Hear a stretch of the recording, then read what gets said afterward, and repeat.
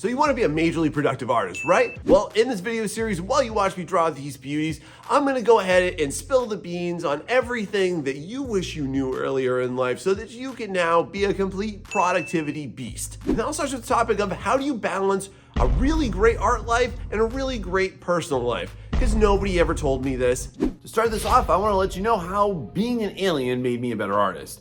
And what I mean by that is that I used to actually avoid people because when you're putting yourself into the place of you don't like to be around people, when you are around people, you kind of feel like you're an invader. You feel like you're an alien. And that's kind of what I learned is not going to help me as an artist. With you being an artist, you want to go ahead and you want to make a difference in the lives of people, and you want to go ahead and do things with that art. And hey, maybe you even want to turn that into a career. Maybe you want that to be your life. Maybe you have great dreams and desires of making your own IP, or you working for an amazing company, right? But here's the problem with all that, is that when you put yourself into a place of being an artistic hermit, you are not in the same position as somebody who can actually make an impact. So one thing that I discovered when I was in my late teens, and yes, I had gone through some unfortunate circumstances and I did not really like people a lot. I learned that if I wanted to make an impact with people, I had to learn to be amongst people. I had to learn to speak to people. I had to learn how to actually hold a conversation with them. And that sort of propelled me into a lifelong endeavor of trying to be more sociable. And you don't have to be like this crazy extrovert. And even if you're looking at me right now and you're like, Sean, but you have so much energy. Like, look, I am an extroverted introvert. Like most of the time, I am not talking to people, and I'm a careful observer of it. And I choose who I want to be like this with, just like I'm choosing to be like this with you, friend. So I just want to challenge you here to just consider this. The people that are going to enter your life are either going to help you or hurt you, but it's inevitable that some people are not going to be there for the best intents, are not going to be there for long stints, are not going to be there in a constructive way. But nonetheless, you need to kind of go through that human experience of having people in your life so that you can therefore be a better artist and so that you can grow. Because I guarantee this, your art life is not gonna grow, and neither are your prospects with it, if you're not growing your human need for social interactions, friend. So get out of the cave, quit being a hermit, and here's how you can definitely learn how to structure all of your time with humans so that you can balance your art and your life. Now I wanna ask you a big loaded question, which is, what's the quality like with the people that are currently in your life? Because if you're trying to be an artist, you're inevitably going to need to spend a lot of time to develop your skills and crafts and to kind of grow what you want to be, right? But at the same time, when you're with the people that you're saying that you need to spend more time with, I just want to reject that for a minute. Do you really need more time? Or do you need more meaningful time? Because the quality of your interactions is far more important than the amount of quantity. It's the same thing with your art too. Look at it like this. Is it worthwhile for you to spend 5 hours a day just kind of loosely screwing around, not really getting anything done and just practicing aimlessly? Or is it better for you to just sit down for 30 minutes and get done even more than you could have done in those 5 hours? I think the answer is pretty obvious, but let's look at that from a social perspective too. What are you doing? Are you with your friends, but you're on your phone the whole time? Are you sitting down with somebody? You go over to somebody's house for an entire day, and what do? You sit down and you watch Netflix all day?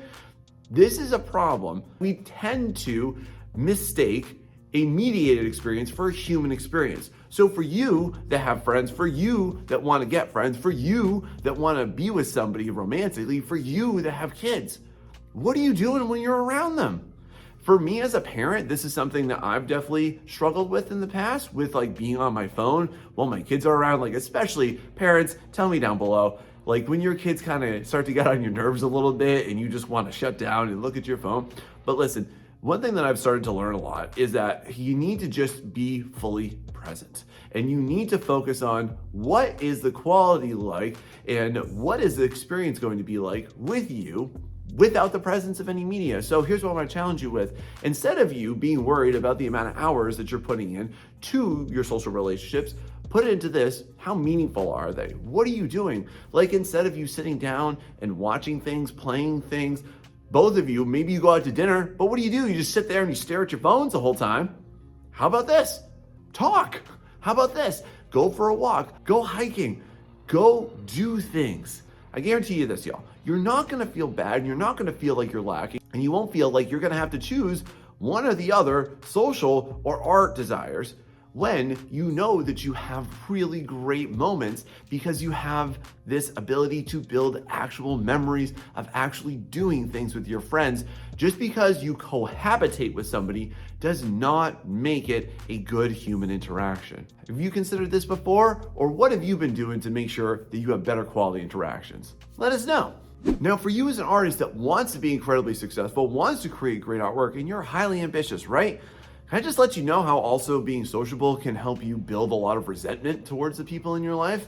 That's right, and most people don't talk about this, which is why I want to really let you know about this. When you are a really ambitious artist, but you also have a lot of great desires for social interactions, because that's natural, it's human, right? Inevitably, here's a conundrum that you're gonna face, friend. What does art mean to you? How does that fit into your life?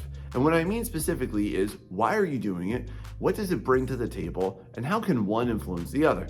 But here's a better question. I want to ask this to you really directly. Is art a priority to you, or is art a convenience to you? And listen, I'm not hating on you either way. You don't have to be like this hardcore, like hustle and grind artist all the time if that's not you either. Here's where we need to draw a line, is that if it's a priority for you, you have to treat it as such, and you can't also have art be subservient to the whims and all the things that you can very easily talk yourself out of doing. Now, just to be clear, I'm not saying that it's more important than the people in your life, because just to be real, if you're just this big time, awesome, successful artist, and at the end of that journey, you have no one to share it with, you failed. But here's one thing that people get really misconstrued on. They're gonna think that they have to choose one or the other. And typically that's naturally gonna be art, because we wanna be with humans a lot more than we wanna be with like styluses and drawing tablets and canvas and paints and all this stuff, right?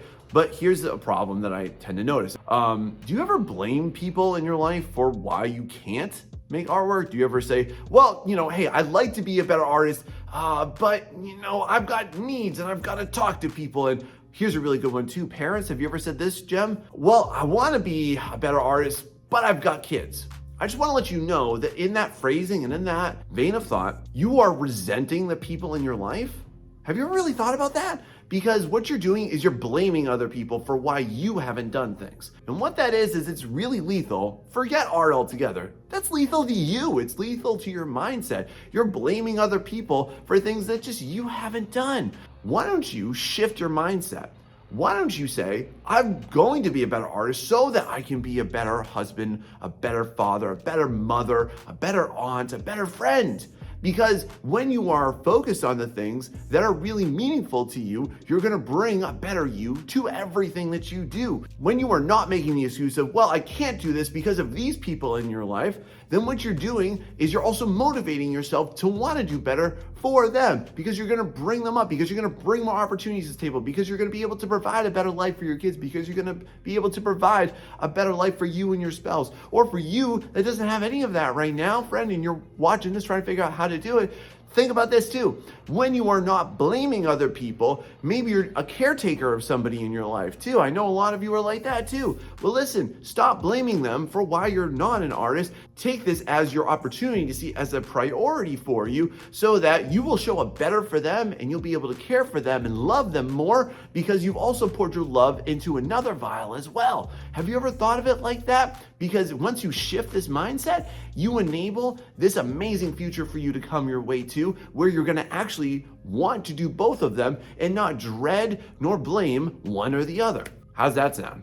Now, the most meaningful thing that you can ever do is make sure you hit that like and subscribe button so that you get more help, tips, and advice for balancing you and your art life. And hey, I've got some great resources for you too. If you don't have people in your life that support you, my Discord server will too. And if you need some one-on-one help and support for this too, go ahead and check out my mentorship down in the description as well, because that'll be a big game changer for you, like it has been for lots of other people. And then also make sure you check out this tip. Now, have you ever felt guilty about not making artwork? Have you ever been maybe sitting next to somebody in your life, or you're at a social function and the whole time you're saying like, oh man, I should be making art right now.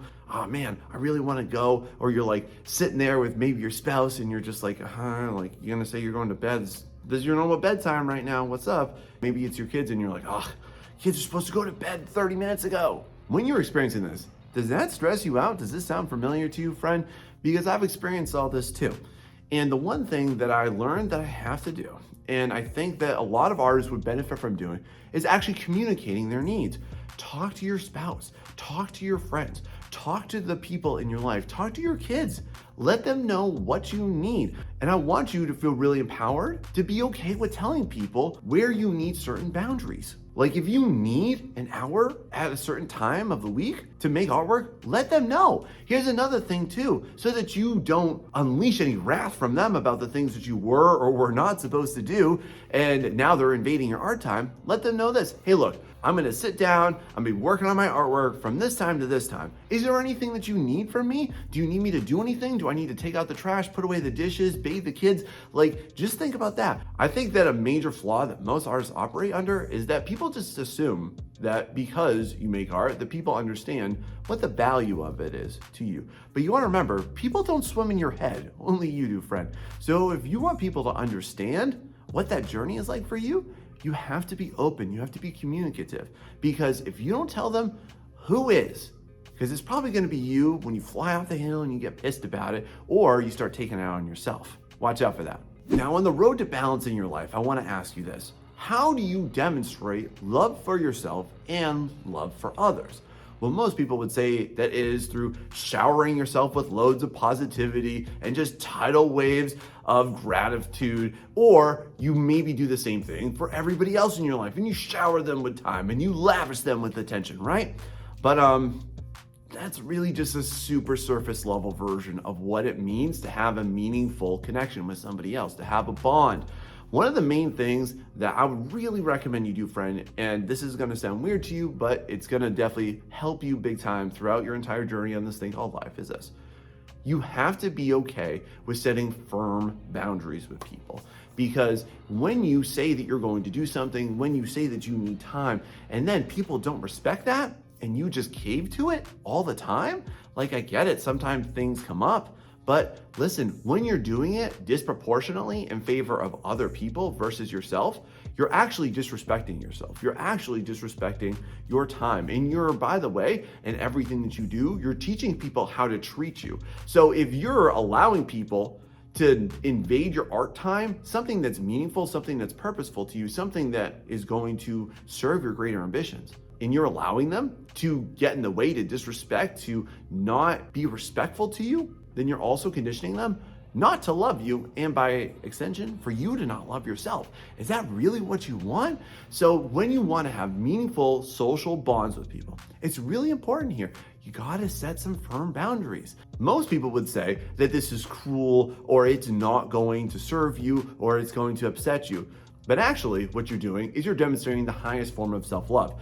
Because just to be real with you, if you don't love yourself and if you don't love your art, how are you supposed to give that away to somebody else? You can't give something away that you don't have. And again, what's that gonna do every single time? Now you're gonna start to build some resentment, and you're gonna build some negative momentum, and you're gonna cause some rifts in your current relationships. Is that really what you want, friend? Because art and social lives are difficult to balance, but this is one of the main staples that I would say causes rifts and for people to sacrifice one or the other. But stop looking at that as a sacrifice, friend. Start to look at it as an and, because who told you that you had to choose one? Probably not somebody that is a great artist with a great social life either. Am I right? Now, following all of my advice so far, I've done all of these things, and then I also started to naturally try to make plans. I tried to schedule everything that I would do, and I tried to schedule every single moment to which I would make art. And then do you know what happens? Everything goes to crap. Things are not aligning to what you want them to be, right? But now we have to sink into this, is that how do you handle that? Because you're probably gonna say something along the lines of like, well, Sean, I gotta be reasonable with myself. But I just wanna caution you on that. Stop saying that. Reasonable also entails that you can reason yourself out of something. If you can reason yourself into something, it's pretty easy to reason yourself out of it. I can say, I'm gonna eat healthy today. And then 20 minutes, I can reason myself into going down the street and getting an ice cream cone, can't I? I can say, well, I can reason that I wanna do a great job at work today. But then I can also reason myself out of it as soon as I have a bad interaction with my boss, right? So all of this just stems from the fact that we wanna be really careful about our verbiage when we're handling both people and our art professions, which is this. I wanna offer you this. You can either fall into the despair of when things don't go your way, or you can manage it. So rather than saying, is that reasonable, which then entails that you're able to just be subservient to, all the forces around you and things that are outside of your control, which are people too, by the way, then you can also say you can demonstrate mastery, which entails you managing yourself. Manage your time, manage your habits, manage when things don't go well. How about executing some flexibility? Maybe you had a bad day. How can you compensate for that for the next day or the next 2 days or the next 3 days? You had a bad week. Great. How can you compensate for that and be flexible within the next 2 weeks? I want you to look at this as sort of a trade-off. Okay, it didn't happen this time. It will happen this time. I couldn't do it then. I could do it here too. This is all about you balancing everything. And if you start to take a look at both of these being, again, big priorities in your life and treating the people in your life with love and respect, this is also going to be how you love and respect yourself. Have you ever done this, or what strategies work for you? Now, this also brings me into this topic of why don't you care about yourself more? Because when you are in the process of going through some life changes, when you're in the process of building a new relationship, oftentimes what we do is we sacrifice ourselves. And you can't be the martyr for the life that you want, nor can you be a martyr for someone else's version of the life that you think that you want. So one thing that I kind of learned from this, and I'll never forget it, is in my first year of my job. And when I was first getting into teaching art for the first year, one thing that I did is I did sacrifice myself. I was getting all these great career opportunities, and I was growing some friendships, and I was growing and meeting other people too. And then during that time too, I was pretty newly married at the time, so I'm growing that relationship. And amongst all of that, I didn't make any artwork at all for 2 years. And I gotta say, that really grew. And that is the destructive seed that you are going to feel from you sacrificing yourself. Like a seed, it's going to burst and it's going to grow into this enormous, awful weed that you're gonna feel inside your heart, because you know that you're not doing things and you're not achieving what you want to because you gave up yourself for somebody else. And I just wanna let you know, and just consider this too.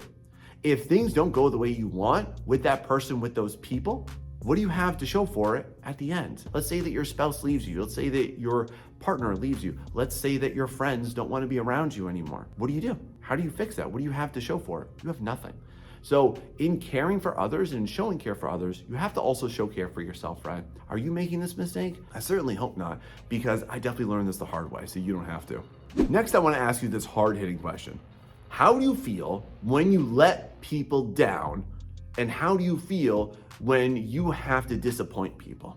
Well, naturally, you're probably gonna feel pretty awful about it, right? You're gonna feel like you have not shown up as the version that you want to. You're gonna feel sad, you're gonna feel anxious, you're gonna feel depressed, you're gonna feel like, oh my God, they don't want me anymore, or they're not gonna love me, or I'm not gonna be invited to things anymore, right? Well, here's one hot take that I definitely wanna let you know, is that in order for you to grow into the person and show people how you want and deserve to be treated, you're gonna have to be okay with learning that it's okay to disappoint people. Y'all listen, you are not Chick-fil-A. You cannot satisfy everybody. You cannot always make everybody happy. You're not a burrito friend. So in that same vein of thought then, it's necessary for you to understand that along your artistic growth and journey, you are going to disappoint people. And it's perfectly okay for you to tell somebody that you can't go out, you can't go to a party, you can't go to an event because you're working on yourself. Hot take, I know. Now I know how you might kind of reel back from that and be like, but I need human interactions. I agree, but how do you set that boundary and those limits for how that can work for you? How do you make people respect the fact that this is an important task for you? because how are people ever going to understand that it's an important task when you never tell them about it and you don't set the clear distinction for this is important to me? So by all means, go out with friends, have great social interactions, have great relationships with people, have amazing relationships with your kids too. But at the same time, let them know when you can't do things because you've got something else to do. You promised yourself that you were gonna hit your 5-hour mark of making artwork throughout this entire week. I'm not saying a day, I said an entire week now, just to be clear. But you didn't do it. Now I need to do it. Hey, I said I was gonna make this page in my comic and I didn't do it. I need to sit down. Sorry guys, I can't go tonight. If you're valuing somebody else over yourself, then you're also sacrificing your future with both. Have you ever thought of it like that? On my hot take roll, I also want to let you know this, is that people don't actually like you. I know, isn't that great? It's just wonderfully motivating, right? Yeah, you heard me right though. People don't like you. Instead, actually, what they like is the narrative and the construct that they have in their mind that they've assimilated from all of your experiences together. They've picked and chosen what parts of you do they like. So in fact, people don't like you. They like the version of you that's in their head of you. And then what happens when you defy that? What happens when you don't align to that? Then they're gonna drop this bomb on you. You've changed. Have you ever heard anybody say that to you? Man, you've changed. I mean, you're not the same. This isn't you. Here's one thing that I think that you need to learn to be able to say to somebody who says that back to you. Yeah, you're right. I hope so. I've had people say that to me in my life. I've had family members say that to me. Sean, you've changed. And I'm like, yeah, I know. You've known me for 30 years. I hope I've changed. Imagine if I just walked around my house pooping my pants all the time like a toddler. That would be terrible, right? It's a good thing that you change. It's natural that you change. And it's also, by the way, totally okay for you to let go of the people that don't support you. And I say this as somebody that has needed to do this. But because while you're going to be building social bonds, you're also going to need to be severing some of them. And I'm not saying this needs to be mean and cruel, but it's just a necessity of life. Because as you're going through evolutions, you're also going to be going through revolutions in your circles. Because if you've never heard this before, you are basically the aggregate of the people that you hang out with. All of their intentions, all their ambitions, all of their goals, all their personality types, all their habits too. That is you. It's okay. You can let people go. You can not talk to people. You don't have to be friendly with everybody. You don't have to please everybody on that note too. And this also, as I learned the hard way, it's okay to do this with family members too.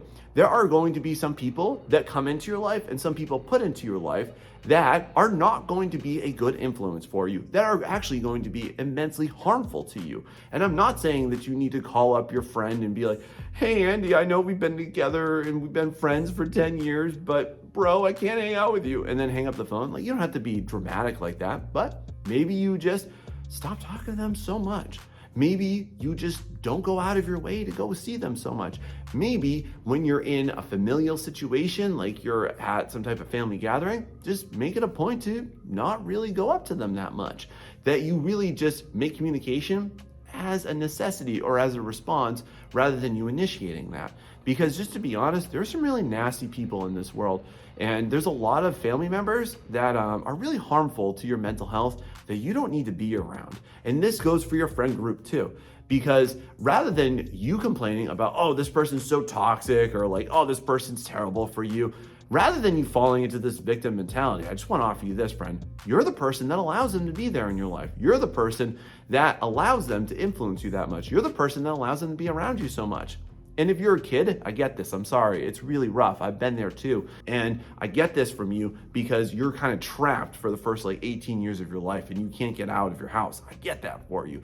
But when you grow into your adulthood, you don't have to carry those relationships that you were born with or the ones that you get when you're a kid into your later adulthood. You should see this as an opportunity though, because have you ever thought about the fact that as you grow yourself, that you're also going to grow your circle? Because that's perfectly natural and it's actually a good thing for you. So just consider this. Who in your current social circle is going to support your efforts and going to love you for it and going to align to the vision that you have for yourself? Because if they don't, it's okay for you to start to cut the ties a little bit. Now, here's one thing I started to learn as soon as I started to have more social success and I started to have more meaningful bonds and I started to accrue more and more. Like when I grew from having friends to having colleagues to having a wife to having kids. I have 2 kids. So managing all that can just seem so overwhelming. And then this is typically, again, when we'll start to sacrifice ourselves. So then this begs the question of, well, how do you balance all that? Y'all, the first thing I gotta let you know, and I really wanna challenge you with is, where's the fluff in your life? Like, where does there exist things that you're doing that actually don't matter, that don't align to it? Because at some point, if you really want to do things with your art, or if you just want to keep art as a meaningful portion of your life because it is a humanistic need and desire, as much as you might think that art is just fluff in and of itself, or you might be worried that it is, I just want to let you know this, that it's actually the bravest endeavor that you'll ever take on. It's the best journey that you'll ever go through because you're actually exploring how to be a better human, which will then impact the other humans around you. So have you ever thought of how you taking more time on your artwork is actually going to be a positive influence and effect on everybody around you? How are you going to show up better? Because if you're working on yourself, you're also working for everybody else, just like I've kind of talked about in this video. So while you're doing this, you're going to have to really take a good, hard magnifying glass over what do you do in an entire week and just ask yourself this, like, what is not worth it? Where am I not using my time well? And I'm not saying that you need to treat your whole life like a job, but you do need to think about it like this. How is what you're doing right now going to contribute to the life that you do want or the life that you don't want in 10 years? Because tell me if this is you. Have you ever noticed how most people in their 20s just throw away their lives, and then by the time that they're in their 30s, they're freaking out over everything that they did and didn't do, how much they did or didn't take things seriously? And I've been there too with it, by the way. I'm not just speaking as some paragon of efficiency here, but I am trying to speak to you from a point of wisdom on here, because I'm older than some of you watching this, and I just want to impart that pearl of wisdom to you, is that if you really take a look at it, you're gonna find that there's definitely things you're doing that's wasting time and it's not worth it. Like for me, just to be honest, I haven't turned on my PlayStation in like 4 months.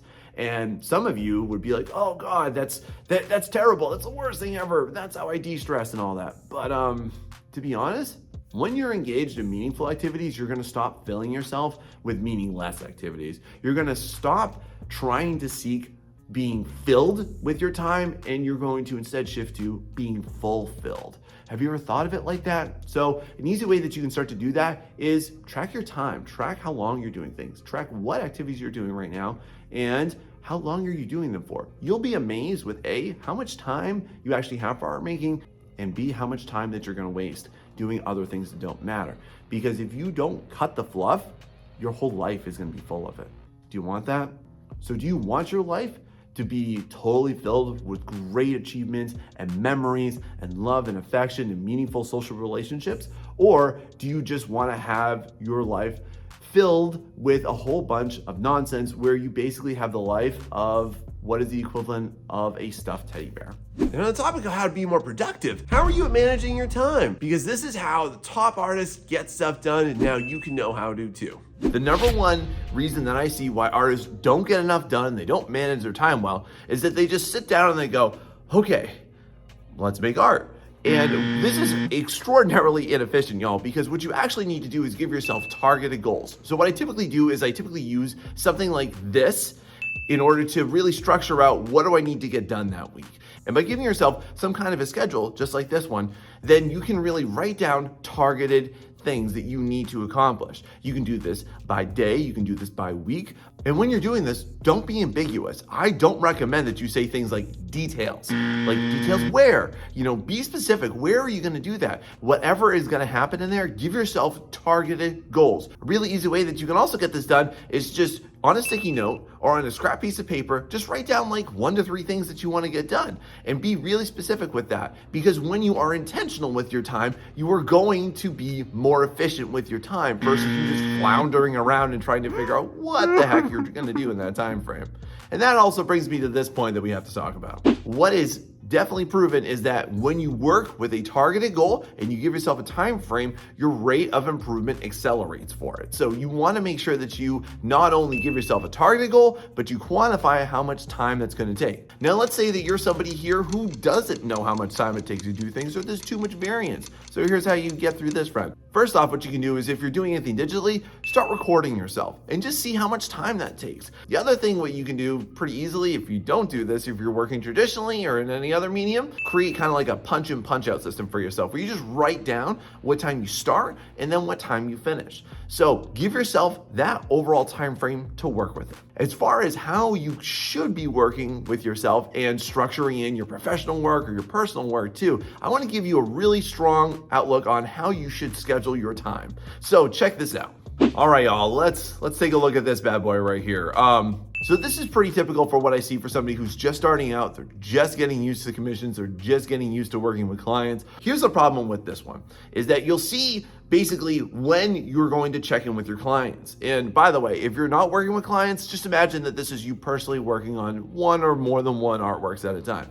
The problem with you working with multiple clients and then having all of the check-in dates or update days on the exact same day, y'all, is that you're overloading yourself. This is craziness because typically what's going to happen, and just, probably life is going to happen to you. You might have something come up. You might get sick. Your kids might get sick. Your partner might get sick. You might get into an accident. Life happens, right? You might get abducted by ninjas. I don't know.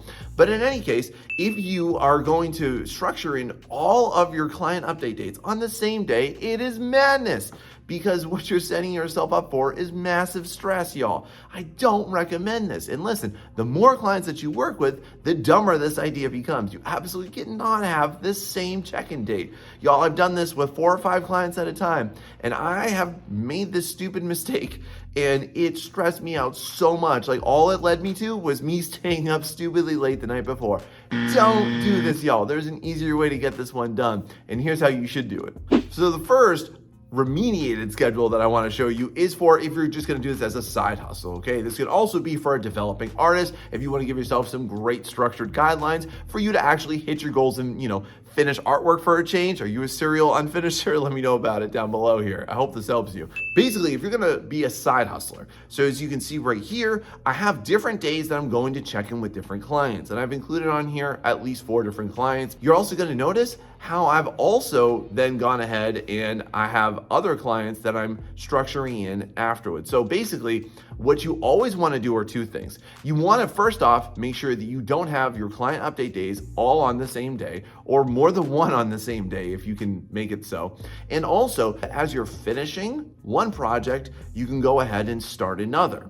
Now, what's really great about this schedule is it gives you full amendability to work around everything in your life, your social life, your personal life, your romantic life too, don't forget about that one. And then of course to your job, because this is a side hustle at this point. And again, you should really only need to check in with a private client once a week. Anything more than that, that's gravy, but not necessary.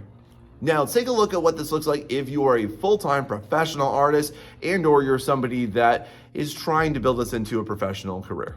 Okay, so when we take a look at the schedule of somebody that's going to be a full-time artist, so basically what I recommend to you, friend, is that you definitely want to make sure that you get at least 2 or 3 check-ins. But again, don't put all of your updates on the same freaking day. One of the things that you can do is definitely make sure that you give yourself some rest room in between so that if things take longer, if they take shorter, then you know exactly what you need to get done and when it has to be done.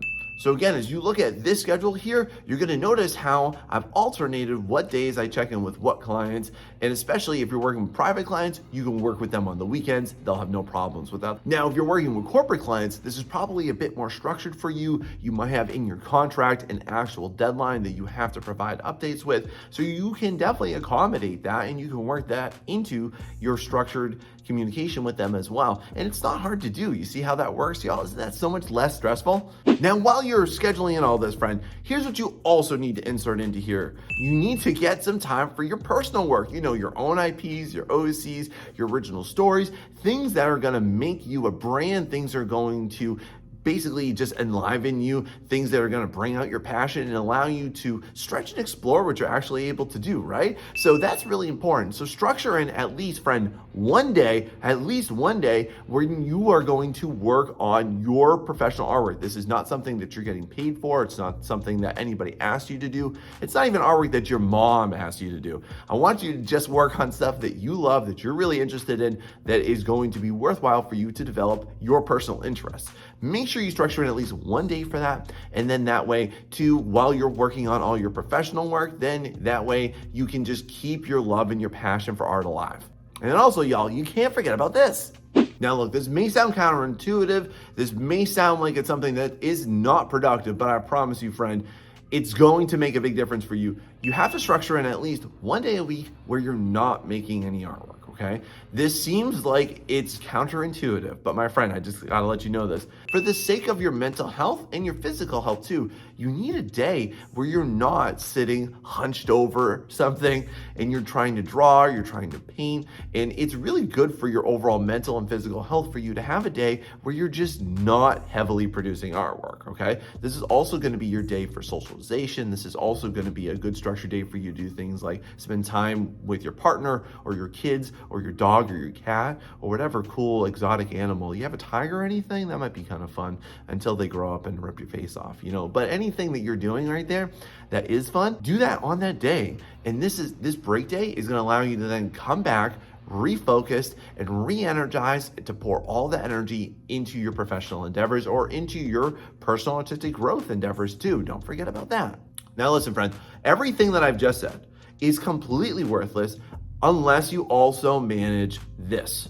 Everything that you're doing, all of your efforts, the time that you're sitting down, it doesn't matter if you're not actually focused, if you're not actually fully engaged in art making, if you're not actually spending the most amount of time and effort producing, not having it taken away by anything else. So I just gotta be honest with you, friends, there's a lot of artists that work for a lot of time on artwork, but they're not actually working. What they're doing is they're getting distracted. They're looking over here, over there, down here, up there, behind us, whatever it is, but you're getting distracted by everything that is around you in your environment. So I wanna give you some big tips right now to make sure that you maximize your efforts. Number one, if you have anybody in your household, in your life right now that is distracting, maybe they barge in all the time, some things that you can do for them really easy. Number one is you can work when they go to bed. That's what I typically do when my wife and kids are asleep. I'm up making my artwork. Works really well for me, might work really well for you. Number two is that you can also just let them know like, hey, mom, dad, bae,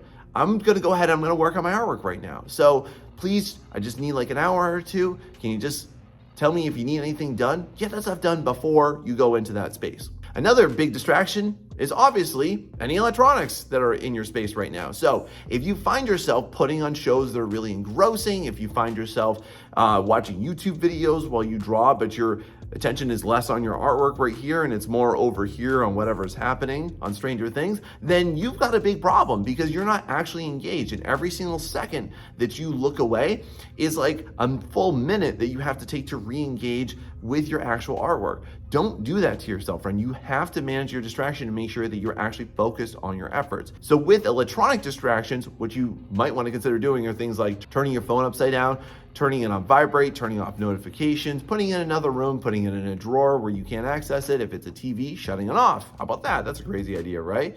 If you just set yourself up in your space so that you can actually fully focus and fully 100% engage as much as possible with it, then you're gonna succeed so much more. And I promise you, it's a big productivity hack so that you can actually, get some stuff done. Now, in this process, it doesn't have to suck. It doesn't have to be a slugfest. What if you instead gamified it and thought of yourself like you're playing a video game that you're totally OP with? Here's how I did it. Y'all, the first question I want to ask you is, are you living your life like an NPC? Because I used to do that. I used to watch all these artists just fly by me and do really cool things and accomplish really awesome things. You might be seeing this online, you might be seeing this in real life too, or anything in between. So, my friend, I just want to ask you this. Are you just stuck somewhere? Are you just stuck in some town and you're just feeling like you are watching all these awesome people just go by you and do really amazing things, but you're not? My friend, here's the number one thing I want to encourage you on. You are an adventurer. You have to embrace your role as the main character. You have to assert the fact that you are in control. If you're a young person watching this, I feel you, okay? Because in the first 18 years of my life, I had to play by somebody else's rules, and that's generally how it goes. But what are you doing for the next 80 years? If the first 18 years of your life sucked, the next 80 do not have to, because you have to get out of the non-player character mindset and step into the main character role that you were always born to be in. And think of it like this.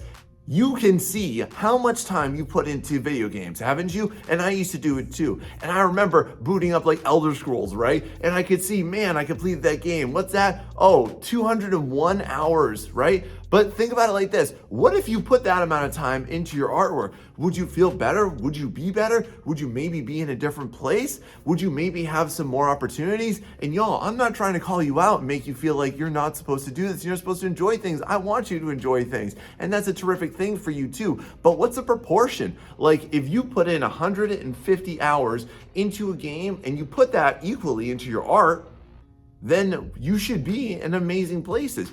But you gotta embrace your role as the main character. You are what drives the plot of your life, nobody else. So go be an adventurer. Now let's talk about why you need to start to attack more lower level monsters and stick to the ones that are on your level right now, friend. Because in any game, how do you get better? You have to accumulate the experience with it, okay? You have to grind that EXP, right? So you have to go ahead and start to take a look at all the things that you need to do in order to accomplish the things that you want to accomplish in order for you to have an amazing plot. The most important things that you're gonna do are dreadfully boring. And if you play, especially like MMOs, you know this to be true, but you gotta sit there for like hours and hours and hours and grind out the same monsters and monsters and monsters just to try and get like a single armor set or a special weapon or some special item that you need, right? So apply that to your life too. If you knew without a shadow of a doubt that you were going to succeed, that you were gonna get that special drop, that special skill, that special item, that special experience by doing really boring things, then you would definitely do it, wouldn't you? But the difference here is that in real life, you don't know that. But here's what I can tell you. I can promise you this with 100% certainty, that if you really dedicate yourself to just grinding your art skills in the same exact fashion for the same amount of hours that you would have as a video game, that will allow you to just blow up all of your skills. And I'm saying this from personal experience because I used to shy away from doing this too. And then I would look at the amount of time I would spend doing this in games and I would start to reflect back and be like, I could have really invested all that time into better artwork. Have you ever thought about this too? I'm not trying to call you out, but if I am, I hope it's helping you because I believe that you're able to do this. And I know that you're able to go ahead and become the artist that you were always meant to be. Learn those skills, learn perspective, learn anatomy, learn color, learn composition, and learn from multiple sources too. That's how you're gonna get the most XP out of any session. Now, it's time for you to go ahead and think about your class, because in any decent game, you gotta know this, is that you have to pick to one specific build. You cannot be a beast player and max out every single skill and every single stat. You have to focus on a particular type of build, okay? And you wanna apply that to you as an artist friend, because there are way too many artists that just try and get good at freaking everything. And they're trying to get good at realism, and they're trying to get good at anime, and they're trying to get good at pets, and they wanna do a cutesy wootsy style. And look, that's all great, and you can have different interests. But y'all, the way that you're really gonna supersede so many people, and for you to be the best playable character, is that you need to just focus down on one thing. Y'all, the best way that I always describe this is that you need to conquer the world by invading one country at a time. So you need to go ahead and just attack one singular thing and do it really freaking well. Just focus on what type of class do you want to be. Do you want to be an anime artist? Do you want to be a stylized artist? Do you want to be a realism artist? Do you want to be a semi-realism artist? And then what genre too? Do you want to do fantasy? Do you want to do cyberpunk? Do you want to do sci-fi? Anything else in there? Just focus down on your class and then go ahead and grind at accumulating those skills, at accumulating that knowledge. That's how you're gonna unlock your potential. Y'all might think that you focusing is going to bring you less opportunities because you should maybe go ahead and cast a wide net. But no, y'all, don't cast a wide net, get a wicked sharp spear. with max stats. Next, it's time for you to set out, and it's time for you to go ahead and slay your demons and do attacks of monsters. And I'm talking about you got to go ahead and start to make projects. The way that you're going to go ahead and attack your life like a game is you have to give yourself quests. And in any decent game, you've got a lot of different quests that you can go on, right? And the entirety of your life is going to be one big giant one towards you being the artist that you deserve to be, isn't it, friend? So you need to go ahead and design projects. There are way too many people who are just going ahead and farming at life and farming at little tiny creatures because they're not challenging themselves. And that's what your projects have to do for you, friend. Design projects that will challenge you, design projects that interest you, design challenges that are going to bring your skills to new heights because you have to invest into new things. And listen, y'all, here's a major tip for you on how to do this very well. You have to only have one focus in each project, okay? So like, for example, maybe you've sat down and you said, I wanna make this the best artwork I ever have. Y'all, that is terrifying. Haven't you ever realized that? That is definitely gonna set you up for a lot of stress and anxiety if it doesn't happen, or when it doesn't happen, whichever boat you're on there. So instead, just focus on one thing. Do you wanna focus on the mood? Do you wanna focus on the composition? Do you wanna focus on the lighting? Do you wanna focus on the anatomy? Anything like that. Just give yourself one singular focus, because then at the end of your quest, by the time you complete that project, you're going to have accomplished one big major thing, and then you can stack that into the next quest. It's gonna make it easier. Now, any good adventurer knows that you would just be foolish to try and journey alone, to go into that dungeon, to try that new thing, to go into treacherous lands, because art is treacherous, isn't it? And for that reason, y'all need to know that you need to look for your party. There are way too many solo levelers. Is this you too? Are you still trying to do better, but you're only stuck in the echo chamber of your mind? Well, that might be why, friend. So one of the things I'm gonna recommend you do is you gotta start to look out for a community. You have to start to look out and vet certain groups anywhere online, anywhere in person. You want to go to Facebook, you want to go to Reddit, or hey, if you want to go to Discord, it's a really, really great one, like for example mine, link down below in the description. But it's important for you to get feedback, to get ideas, to get advice from people outside of your head. Because real talk here, what you have to do in order to be a better artist that video games taught me is that you have to destroy ignorance by destroying your solo perspective. And if you're able to do that, that's how you're going to be able to conquer bigger lands and go on to better adventures. Are you afraid of talking to people, or are you afraid of getting in with certain crowds? That just might mean that you might not have found a good party yet. Doesn't mean that you should be solo though. So let me guess, you're somebody who thinks that they're slow, right? You think that you just don't have that magical intuition. Maybe you just weren't born with the right stats, or maybe you just think that, you know, your build's all wrong. You got things all mixed up from how it needs to be, right? Well, here's the problem, my friend. I think it might have to do with your skill build, because if you really want to get some nasty killer art combos and you want to be able to chain those things together, then you need to really focus into one particular media. There are way too many artists out here that are just trying to do everything, and you dabble a little bit here, there, and there. And when I call these people, I call them toxic dabblers, if you've ever heard me talk about it before. So my friend, just think about it like this. If you were in a game, what would you do? You would specialize into skills that would lead you down one single trajectory, and you'd be flipping awesome at it. So by all means, yes, definitely experiment. See what works for you. Try to integrate new things into it and mix and match them. But if you really want to get great and you want to innovate and you want to create and you want to supercharge your workflow, that's how you're going to do it. Y'all think that intuition is just this magical property that some people were born with and some people weren't, but no, friend. What it is, that is developed. It's developed over time. It's developed through experience. It's developed through mindfulness. It's you being succinctly in tune to exactly what you're doing and how you're doing, and you're asking yourself the right questions on how to do it. So you need to develop your skills and be masterful in one rather than you being meh, just kind of mid. But if you really sink yourself into a great workflow, things that work for you, that are special for you, you are gonna be special as well, and you're gonna stand out. So to access more exclusive content, in order to access all the better quests and the better gear and the better techniques and the skills that you wanna develop, y'all, here's what I need to let you know about leveling up, and the number one secret that nobody talks about, and it's this. You need to just start asking more questions as you're going through your art journey.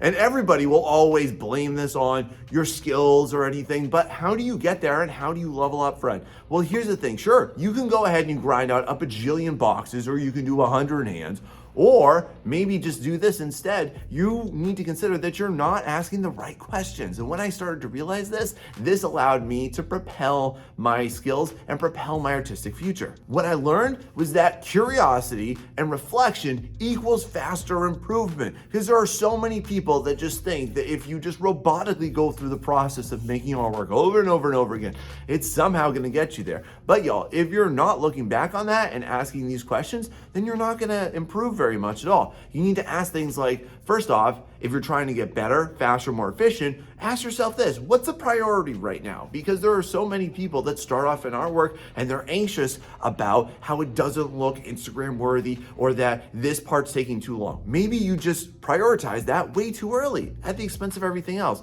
Here's another one for you too. And then in order to get there, go ahead and ask yourself this: how would I do that faster? Once you complete something hard and you've accomplished a big quest, think about this: how could I do that in less time? Where are my shortcuts that exist? And here's another big one too: what's holding you down? What's taking too long? Learn and invest into that knowledge so that you can go ahead and you can propel yourself onto a better level. And that's how you're gonna get there. Stay curious, my friends. Now you're ready to test your mettle. Now you're ready to go slay some dragons. I'm talking about it's time for you to go ahead and fight some art bosses. And the way you're gonna do that, Fred, is you need to make some big, ugly, scary projects. The things that you've had locked in your mind, because I know you. Tell me if this is you down below, Fred, because I'm gonna read your mind right now. I bet you've got an amazing idea. I bet you've got an amazing concept. I bet you've got an amazing IP. I bet maybe you've got a manga. Maybe you've got a story. Maybe you got some characters, but it's locked away in here. You keep keeping them imprisoned up here, aren't you, friend? So you need to go ahead and unleash that, and you need to fight that boss, because the more that you go ahead and you do battle, trying to do the things that you have always been passionate about, that you've always conceived of, is definitely going to get you to the next artistic level. Y'all, I used to just go ahead and only keep everything locked up here, and then I realized this: that's what is holding us back as artists, because we're afraid that it's gonna suck, that it's not gonna look good. And is that you, friend, too? Tell me about it, because I know how you work, because I was there too, and I still am sometimes. And here's the thing, it's gonna suck at first. It's not gonna be very good. But guess what? You're gonna get better over time, because you're gonna follow the advice that I'm telling you in this video and in my other ones too, because you are going to evolve that. You can't think that generation 1 of your artwork is gonna be the best when you're probably gonna need upwards of generation 10 of it. So just be okay with that. Here's another thing too on the topic of fighting some bosses in your art life. You need to think about this. What are you not doing? What are you avoiding? Go ahead and fight those, because when you go ahead and you do battle against the things you don't want to do, you grow in everything you do like to do. Have you ever thought about that? Next, let's talk about why you need to develop some secondary job skills, why you need to go ahead and try and get some exclusive items, and why you need to go ahead and farm some sweet rewards. Y'all need to make sure in your art life that you have side quests in there, okay? And this is gonna help keep you fresh and keep you energized and keep you motivated, because you need to keep your authentic interests alive. So even though I do advise you to just go ahead and focus on one thing, go ahead and also periodically take some time, explore some other things, try some new opportunities. If you're only a 2D digital artist, go ahead and try 3D art too. If you're only doing digital art, maybe try yourself at traditional. Here's the best thing about this that I've learned in my entire career of being an art teacher and an artist. There's no set of skills that does not transfer to another media. If you're a great 2D artist, you can be a great 3D artist. If you're a great 3D artist, you can be a great 2D artist. Going from drawing to painting, there are transferable skills and knowledge that you bring into every single time, and you're not a noob every single time. You transfer some of your levels into that too. Have you ever thought about it like that? It's super powerful, and something I've learned from watching artists go at this for years. Literally thousands of artists, I've seen this evolution happen, and it'll happen for you too, friend. But here's the one major thing I want to advise you on though. You can't stray too long and too far from your main plot, because you need to be in charge of who you are and what you're doing.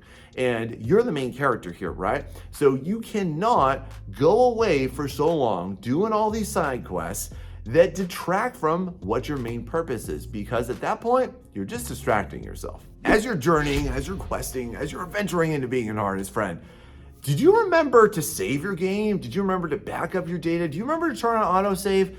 Because I need to talk to you about the checkpoints that you're going to experience in your artwork. So every single time after you complete a big project, okay, you're going to experience what I typically call artistic recoil. And this is when you're going to feel like all this anxiety just rush out of you. And then you're going to feel a little bit de-energized, okay? At that point, y'all, it's time for you to take some type of a break. And this can be in the form of you just need a few hours, or you need a day, maybe you even need a week, okay? And definitely, y'all, I want to encourage you to take breaks periodically, but I also want to advise you on this big time too. You need to make sure that you structure your breaks so that it doesn't interrupt your flow for too long. Because what happens when you step away from a game too long, you forget how to play it, okay?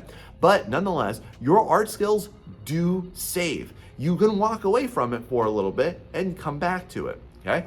So I encourage this because it's great for your mental health, it's important for your motivation, and here's the most important thing too. You have to focus on the other priorities in life, because if you get to the end game and you beat everything and you get everything that you want to get and you do all the things that you want to do in your art life, and you get there and then you realize that there's no one there to enjoy that with, what the heck was it for? Why did you even go on this adventure?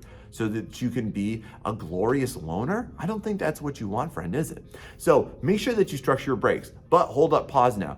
Make sure that you don't take too long on them, because at that point, you're just avoiding, or you're numbing, or you're just trying to convince yourself that you are not good enough, and then you need to start this process over again. So you really need to make sure that you do take the time to get some air, to touch some grass, and to do things that will keep you energized, friend.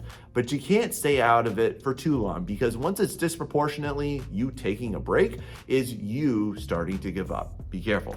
All right, now what do you do if you're just feeling too tired for art and you're coming home and you just fall asleep all the time? Here are some great tips that will annihilate everything. Now, the first thing that you have to do, y'all, is that you cannot treat art, your time making it, like it is just some type of flippant luxury, like it's something that you can do just when you feel like it, like you are going to put parameters around, I will only do it upon this type of circumstances or when things are optimal. What you need to do is you need to treat it as sacred time. Whatever time that you say that you are actually going to do something, you need to treat it like it is completely uninterruptible. How many times have you ever said to your kids that, no, you're too tired to feed them? How many times have you ever said to your boss, no, you're too tired to come into work today? How many times have you ever said to your dog, no, Rover, I'm too tired to take you outside today? But we'll go ahead and we'll do that with our artwork, won't we? The key word here, y'all, is priority, because if you don't treat your artwork like it is a priority to you in your life, and that is meaningful to you, and then if you don't do it, then it is not going to fulfill you, then it's never going to either. You see how that works? Now, the first step to you actually getting stuff done, regardless of how you're feeling, whether you're optimal or suboptimal, is I want you to go ahead and I want you to mark that on your calendar. If you go ahead and you do this, this can be a big physical calendar. If you're gonna go that route, go ahead and put it someplace really big and obvious, someplace that you can't escape it. If you're gonna do this digitally, okay, go ahead and put it on like a Google Calendar. As soon as you swipe up, boom, it's right there on your homepage and you can't avoid it. The other thing that you might wanna do too is invest into another app that will help you remind you. Like I personally use this app called Habit, but this is what personally helps me ensure that I'm creating artwork 5 to 6 times per week, and I schedule it. Now you'll go ahead and you'll do this for other things, won't you? You'll schedule your doctor's appointments, you'll schedule your meetings. Do the same thing with your art, because if you're just treating it as a like, well, you know, if I get time with it, generally you probably won't, will you? Are you struggling with that? Or do you do this already? You'll set alarms to wake up for work, you'll set alarms to wake up for school, you'll set alarms for other important things.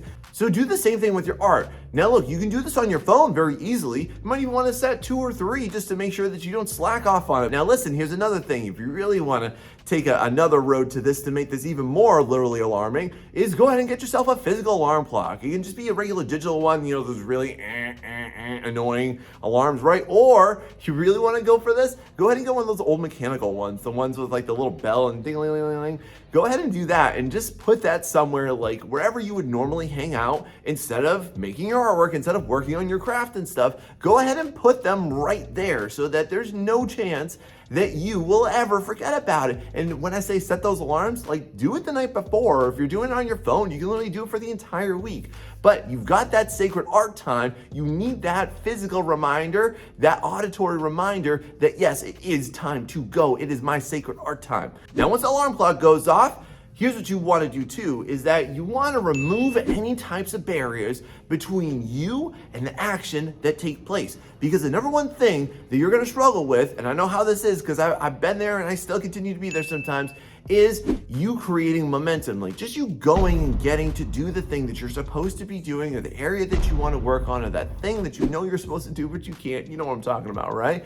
Instead of you slacking off or putting that off, you need to remove friction. Prepare that space the day before as much as possible. So if you're working digitally, what does this look like? So the day before, make sure that your area is nice and neat and clean. Make sure you don't have a bunch of trash out. Make sure that your desk is prepared for you, okay? You can plug in your tablet and plug it into your computer and everything. Maybe you get home from work, and if you're not gonna be making your artwork, if you're not gonna be working on your stuff for a couple hours, when you get home from work, go ahead, boom, turn that on. Oftentimes me, like I bring some of my stuff to work. So what I'll do when I get home is I'll immediately get home and I'll plug in all my tablets and I'll put my computer in place so that literally all I have to do is I just walk down, log in, and I'm ready to roll. If you're a physical artist too, what can you do with that? Make sure all your tools are prepped. Make sure everything's clean too. Like the last thing y'all want to do is be painting with nasty, dirty, crusty brushes, because then you're going to look at that crusty brush that's just caked up with a whole bunch of stuff and you're going to be like, ugh,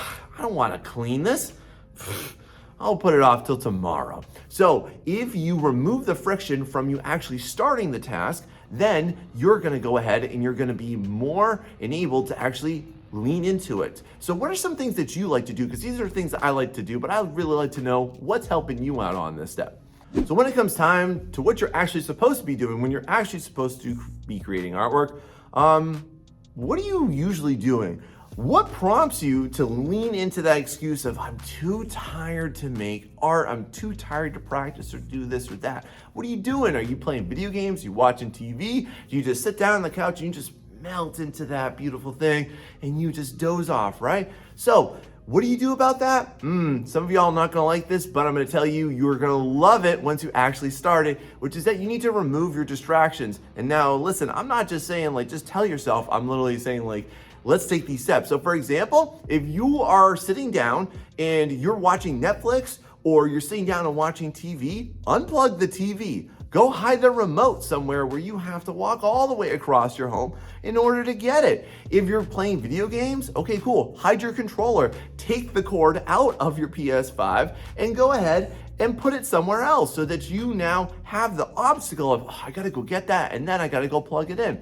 Or if you just sit down on the couch or you just snuggle up in your bed right there and you just sink into those pillows, okay, remove the pillows, go put them in the closet or put them someplace in the attic. Like put them someplace where you're literally gonna sit down and be like, well, I guess I can't do that. The biggest thing is that what you want to do is you want to make art seem like it is not the convenience, but you avoiding the task is the inconvenience. If you can master this, if you can actually do this, it will be so game changing for you, especially too, if you have to hide that in the place like where you actually make art. Like imagine if you came home and you wanted to play video games and you're like, oh, I gotta go get my controller if I actually wanna do this. And then you put it in your office or your space or your desk drawer where you're actually creating your artwork on. And then once you stumble into that space, you're gonna happen upon your sacred art making temple and you're gonna be like, oh, now I feel guilty, now I feel bad. And that's great because then it reduces the chance that you're gonna slack off. Now, the next major tip that most artists don't remember to do is to like and subscribe to this channel, y'all, because I love to bring you helpful and informative content just like this to help you level up your game and craft. So if you can give me some love back, then I will continue to push out stuff like this too. And now y'all are ready for this one. All right, so I want to go ahead and I want to make a little prediction for you and tell me if this is you down below. Are you more apt to let yourself down than to let down somebody else?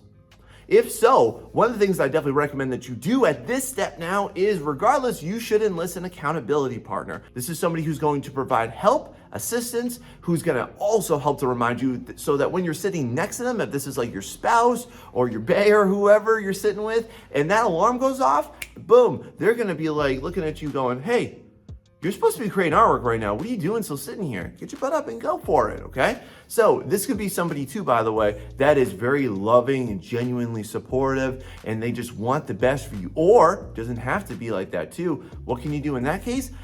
Y'all have, and I'm just gonna say, every friend group has this person. Y'all have a really annoying friend. Like, who's your annoying friend? Go ahead and get them on board with it too. And you're gonna be like, all right, Tyler, I don't know if you have a Tyler, but that just seems like the name of somebody that could potentially just be really obnoxious in grading, right? So you having some type of accountability partner, you having some type of support network to reinforce what you're supposed to be doing is really gonna level it up. My wife, for me, is amazingly supportive, and we have definite times of the day where it's like, okay, Sean, I know it's your time to go ahead and do what you got to do, then you go ahead and do it. So get somebody on your side that's going to be like that, your mom, your boyfriend, girlfriend, your friend group, or annoying Tyler. Who's it going to be for you?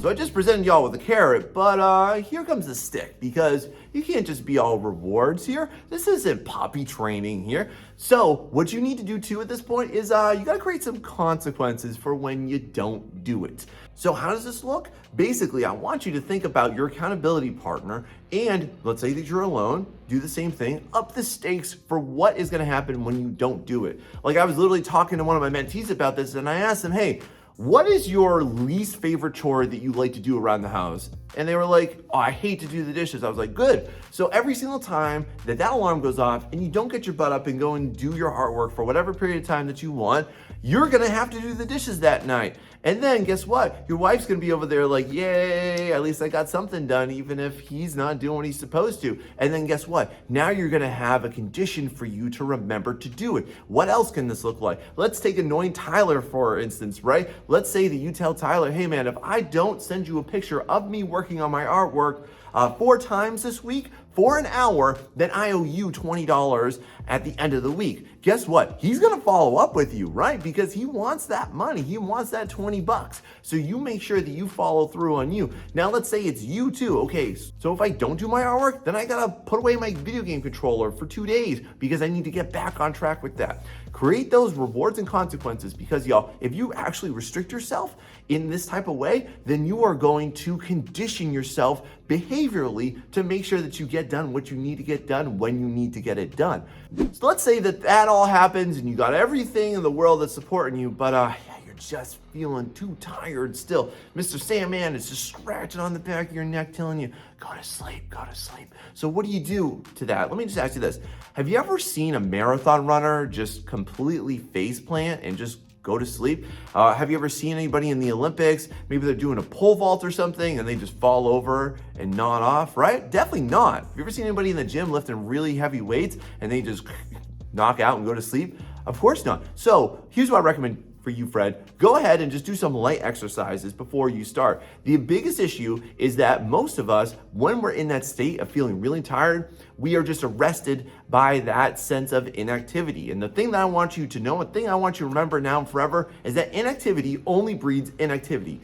Motion creates more motion. So what you want to do is put yourself into a state of motion, and that will spur you into actually doing what you need to do energetically. So what can you do really easy, y'all? Go ahead, get down and do 50 push-ups before you're going to draw, paint, sculpt, whatever you're going to do. Go ahead and just knock out some basic squats or do some really simple ab exercises. Or you can go ahead and plug into a YouTube channel, maybe do like 5 minutes of yoga when you're just feeling so arrested by that sensation that you're just too tired to do art. Instead of leaning into that, lean into what you can do to get your body pumping, because I guarantee you this, y'all, once you get that blood pumping, you'll immediately feel like, boom, I can accomplish more, I can do more, and you'll feel more spurred on to actually do what you need to do. Try it out. Reinforcing everything that you're doing now is going to be really critical to your sustained success and your ability to actually make this a sustainable process. So what you can do is definitely give yourself a dopamine reward system. So give yourself some type of little reward, either throughout the process or after the process,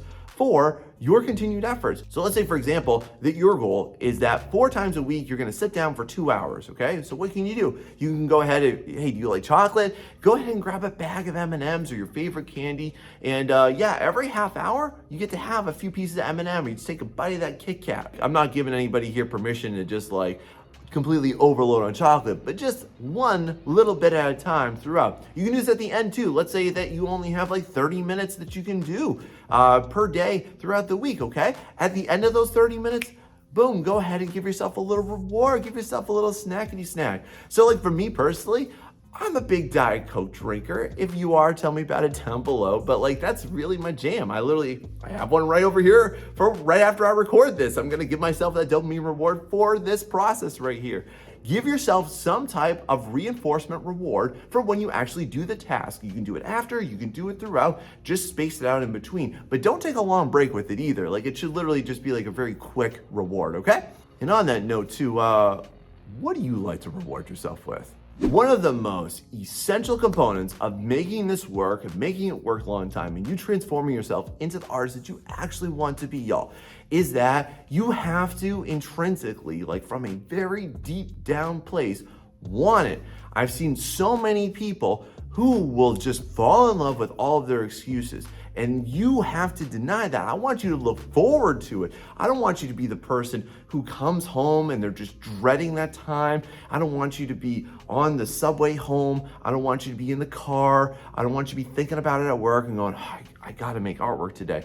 Here's one thing that you absolutely need to know, friend, is that your perspective equals your product, and how you're gonna attack that too. So if you are sitting around dreading it, if you're not excited about it, if you can instead evolve that into, man, I'm so excited to go ahead and make art today. I'm so excited to work on that piece again.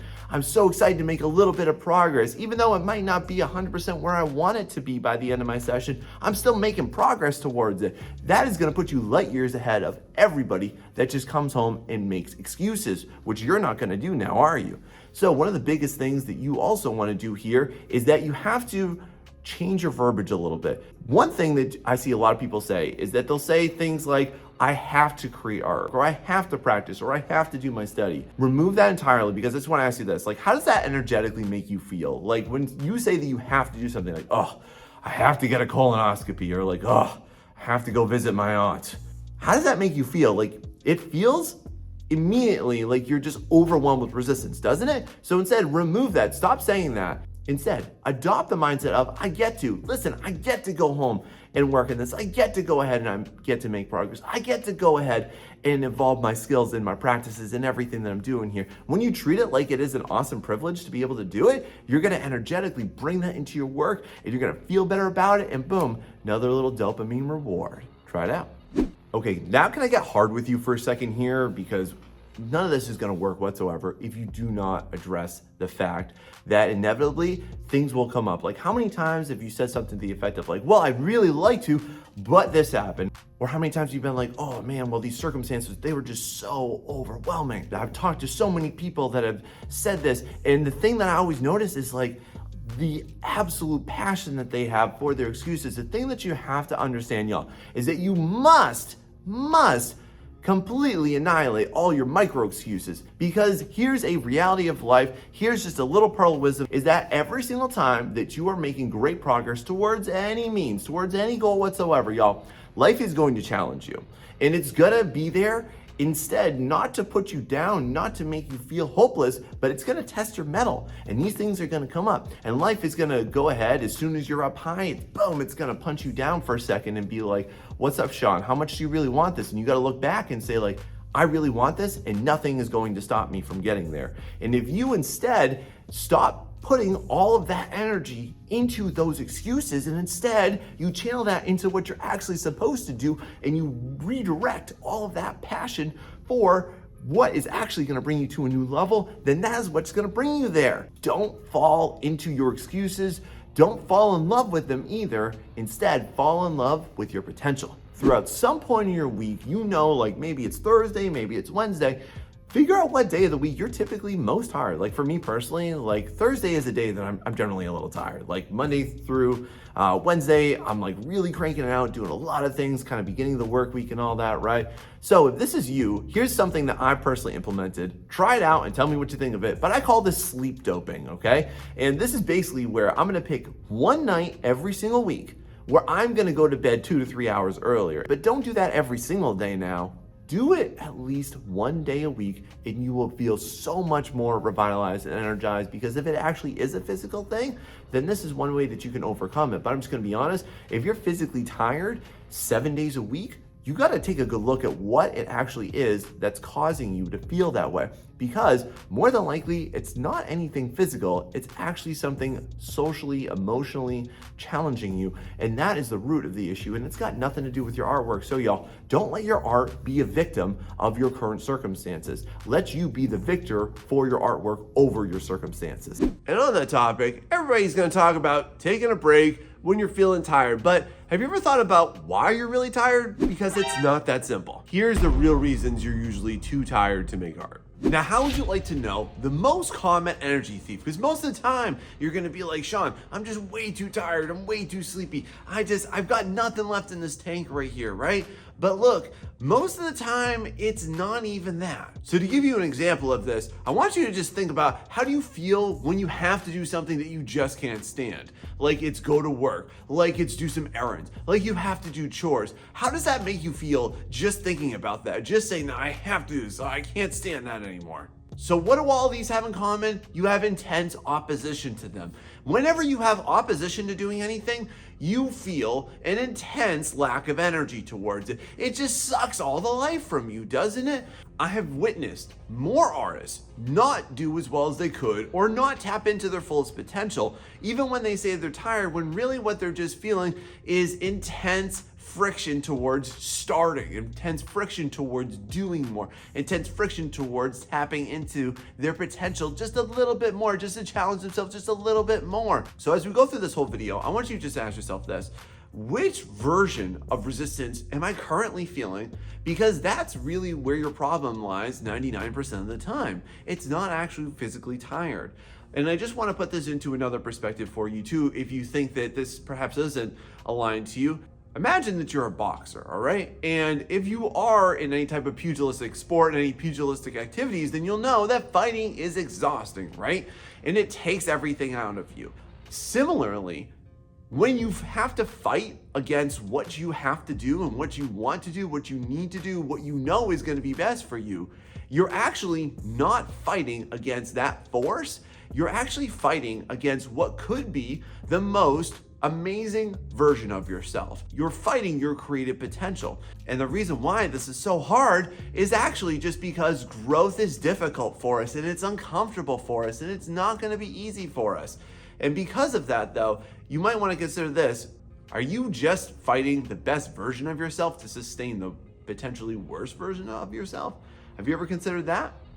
Now, just to add some credence to what a minority of you might feel, and you're going to be surprised to learn how easy it is to overcome this, I'm going to relate this back to when I was in college and I worked in a garden center. And after an entire day of working outside in the sun, in the heat, throwing around stones and dirt and mulch, I used to come home and I would feel really physically exhausted. And if you're in any type of physically demanding job, maybe if you're in a manual labor job and you still want to be an artist, friend, that ship has not sailed for you. Don't worry about it. But look, here's the thing that I want to let you know is that yes, sometimes you will feel physically tired, especially if you're sick and especially if you have just completed a physically demanding task. But here's what I want to let you know. This is actually the easiest to remedy. But when you're feeling physically tired, really easy to overcome this, my friends. And it's typically just going to involve you taking a break, you taking a rest, an actual rest, like I'm going to outline because most people do this wrong, for at least 30 minutes to an hour. And that's all you need to just kind of refresh, just to recalibrate yourself, okay? Now listen, when I say take a break, take a rest, take a nap, okay? Here's what most of you are gonna do totally wrong, is that you're going to combine this with screen time. And I mean video games, TV, phones, anything that has a glowing blue screen, you can't do that, okay? And this is usually where people get totally pissed off and they absolutely can't handle this. But let me tell you why. Because anytime that you are in front of a screen, you are not involved in what's called deep rest. And that is when you actually let your brain take a break along with your body. And if you're not allowing both of those systems to actually reset themselves, then you're not gonna actually feel any type of benefit from it at all. Here's also a reason why, is that whenever you are looking at a screen, screens are meant, by the way, to stimulate you, to keep you hooked, to keep you looking longer, and to prevent your brain from actually taking any type of rest. and just our overstimulated little monkey brains. We love some good stimulation. We love some entertainment. So if you are going to say that you're too tired for art, my advice for you is that you need to engross yourself into some more deep rest activities. And this can take the form of, yes, you take a nap, or you go sit outside and you just take in all of Mother Nature, okay? Maybe you also, here's another thought too, maybe you're physically tired because you're actually not physically active. Like sometimes I come home from work and I am just dog tired. And then my sons will come up to me and be like, Daddy, can we go for a bike ride? And I'll be like, oh, okay. And then as soon as I get back from that, I feel more supercharged because I'm actually doing something physical and I'm feeling my blood pumping, and it's actually forcing me to wake back up. So you need to think about, if you're feeling this way and that is your opposition towards making more artwork, well, maybe you need to have some physical activity in your life to actually make you feel like you physically accomplished something, or you actually need to take some more deep breaths. So tell me, which one do you think you are? Now, the next type of tired I can best relate to when I actually used to use Rosetta Stone to learn another language. About 10 years ago, I got Rosetta Stone and I wanted to learn Japanese because I've always wanted to go to Japan. I know, that's so basic of an artist, right? But that was my dream. And someday I'll do that. But I remember this very well, is that honestly, just from like 30 minutes to 45 minutes, man, I would feel so exhausted. And do you have certain tasks that you have to do that just seem to just take all the wind out of your sails, even if it's not that long? And here's what the next type of tired actually is. You are actually not physically tired, but you're mentally tired, because your brain is the most energy consuming organism in your entire body. And honestly, y'all, in case you didn't know this, your brain is an incredibly lazy beast. It does not like to think. It does not like to do new things. It does not like for you to push it. Your brain does best when it is on autopilot. Just think about this. How many times have you driven somewhere and then you wake up and you're just like, whoa, how did I get here? Like, you just subconsciously navigated yourself to work in like 30 to 45 minutes and you're like, what? How? I don't even remember getting here, right? Why is that? Because your brain just is used to developing and finding patterns. And when you have to disrupt that and it actually has to, work for itself, then it generally doesn't like that. And then it uses a lot more energy, a lot more resources, and therefore you feel tired from it. This can also take the form, if you're a parent, by the way, you're gonna relate to me real hard on this, but just decision-making fatigue. Like, for example, like when my kids just want something and they just badger, okay? Then you start to develop decision-making fatigue.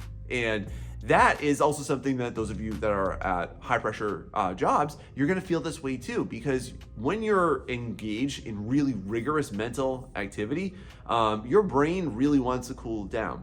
So then how can you combat this? That's a really important question, because if your brain is overstimulated, how are you therefore supposed to sit down and engross yourself into an even more mentally rigorous activity? You can revive your actual physical energy by doing a physical task and then jumping into your artwork. So what am I saying here? Why don't you just take like 10 to 20 minutes and do something physical? You want to shift the brain from having to think a lot from it having to do a lot, because movement is your body's natural state and it's your natural function. So can you go for a walk? Can you go for a jog? Can you go for a hike? Can you do a walking pad? Can you do a 10-minute workout on YouTube? Can you do some push-ups, some crunches, some sit-ups? Like, just think about simple things that you can do to interrupt that state to bring you into a more productive artistic state. And then once you're done with that, boom, get yourself some water and sit down and start to create. Because when you are shifting yourself, like kind of like a car, you're shifting from, oh, I'm feeling mentally tired, to, oh, now I'm gonna shift into a physical state, and then I'm gonna shift into an artistic state. It's gonna be a lot easier for you to do that. Now, the next thing that's gonna definitely totally siphon your energy is if you don't hit that like and subscribe button, because I'm here to help you, to empower you, to teach you how to be the best possible artist that you can. And I would love for you to help and support me back like that. And hey, look, maybe you've been trying this for a while and you know this stuff already, but you just can't implement it. And that's where my one-on-one art mentorship comes into play. Listen, this is not a course, it's not a class, it's me and you working one-on-one to accomplish the things that you want to do at the pace you want to do it. I've helped people people just like you totally supercharge their art business and be able to achieve everything that they didn't think they'd be able to do for years in a matter of months. And if that sounds like you, then go ahead and check out the link in my description, fill out the form, and I'll reach out to you soon. Now watch out for this energy demon next. Now this next one typically ties into your mental health a bit. And I just want to ask you, have you ever noticed how the way that you're feeling can make you feel way more exhausted than if you just did an intense Ironman workout? And what I tend to notice is that whenever you are enveloped in your feelings, is that tends to just creep all through you and just infect you just like a fungus would. So this is often one that I see is honestly the cause of a lot of artistic death. And it's sad for me to see that, because when you're dealing with emotional exhaustion, it seems like it's insurmountable. Like you have to lay down, you have to go to a deep, dark place, you have to just stay in that. So I want to offer you this advice, my friend, is that you staying into that space, or you having to think about your emotion, that's only going to further envelop you in that darkness, into that current emotional cloud that you're feeling. By just sitting there and ruminating it, it will do nothing for you. You can say to yourself, wow, I just really need to think my way through my depression and anxiety. But I promise you this, you give yourself a day, a week, a month, a year, you're still gonna be there, and you're gonna be there even worse, because now you have created a pattern of you having to think like that. Here's the thing, I just wanna let you know, is that staying in that state is never gonna bring you out of that state. So what can you do about this? Right now, my friend, you are currently just really high on emotion and really low on logic, okay? And the one question I wanna ask for you is this: why do you value your feelings more than you value your future? And just so you don't get this twisted, I'm not saying that you shouldn't feel the way that you feel, nor should you totally ignore your emotions. But let's be real and honest. Are you currently overwhelmed with positivity right now? Are you currently overwhelmed with positive emotions? Are you like, wow, Sean, I just can't stand it, man. I'm just so happy. I'm just giggling and skipping around everywhere. Heck no, you're not. You're like, I'm sad, I'm depressed, I'm anxious, I'm overwhelmed. I feel tired because of all of this, right? Okay, so why is that? Because you're putting a lot of focus onto feeling that way instead of what you could be doing. And if you stay stuck in what you're doing and how you're currently feeling and how you're currently thinking about the way that you're feeling, it will only further deepen the level that you feel that way. It will never take you out of that, my friend, because I see amazing creative potential in you, and you've got a great artistic future. And at the core, here's what you need to know, is that you're currently stuck in a negative thought pattern. And you need to get out of that if you want to supersede those feelings, because you will feel just as tired from running a marathon as you will from running with your emotions. This next type of tired, I can relate to back from when I was a kid and I had one of my first jobs, which I was a cashier. And if you are a cashier, or if you have any type of just basic kind of like intro level job, I bet you're gonna feel this pretty hard right there. Because when I was a cashier, right, I could work for 8 hours and you just feel that drag, don't you? And you literally feel time ticking slower, like 10 times slower than anything else. And when you're in that, like, I just want to ask you, like, how hard are you really working when you're in that type of job? Maybe you have a desk setting, maybe you are in some type of an office setting, right? And like, how hard are you really working? And then you come home and you're just like, oh, I'm toast, I'm so exhausted, right? Here's the problem with that. Let me ask you this. When you're doing that type of job, when you're engrossed in that type of labor, are you really interested in it?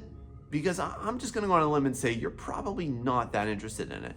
And that promotes then the next type of tired, which is from disinterest. When you are disinterested in something, your brain just kind of goes into autopilot mode. And this is when it just, instead of you actually utilizing your brain and utilizing your resources in your body, you're instead just promoting homeostasis. In other words, just this state of you just living. And I remember, like, I could literally just mentally coast through an entire day of work back then. I've had many jobs like that before my current one.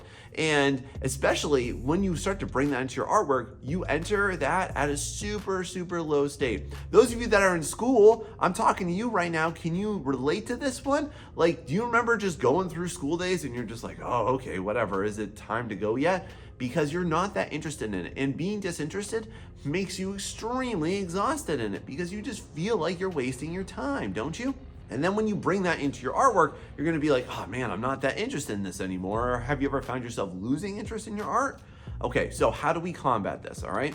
Number one is that if you are coming home from a day where you are doing things that are just completely disinteresting to you, engross yourself in things that actually do interest you. Think about, what's a quick study that I can do right now? What can I do right now that's gonna bring me to a higher interest level? What can I do right now that I actually do enjoy doing? What I mean by that is artistically. What practices can you start to develop right now that's actually going to produce that combative result for you? And the thing too, I think about a lot with this one is those of you that might be in art school or went to art school. When I went to art school, I used to notice that professors would generally give us really broad guidelines for projects, and then people would inevitably turn in the lamest crap possible because they never even cared and they weren't interested in it.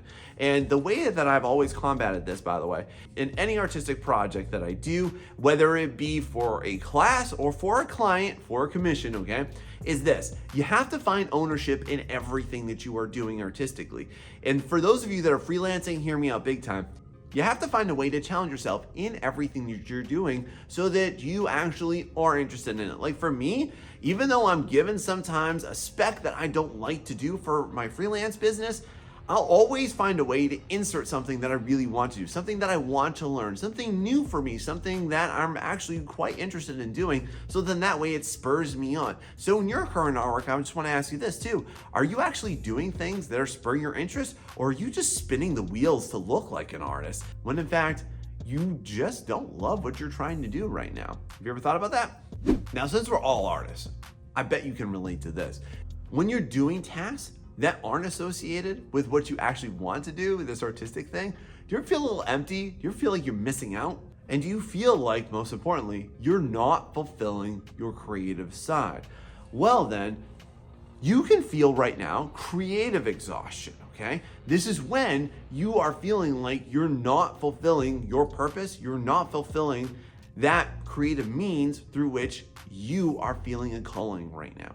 And the curious part that I always notice about this is that so many of us feel like creativity is some type of gift, or it's some type of magically bestowed blessing upon certain people, or some people are just born more creative than others, even though there's really no evidence that actually definitely poignantly suggests this.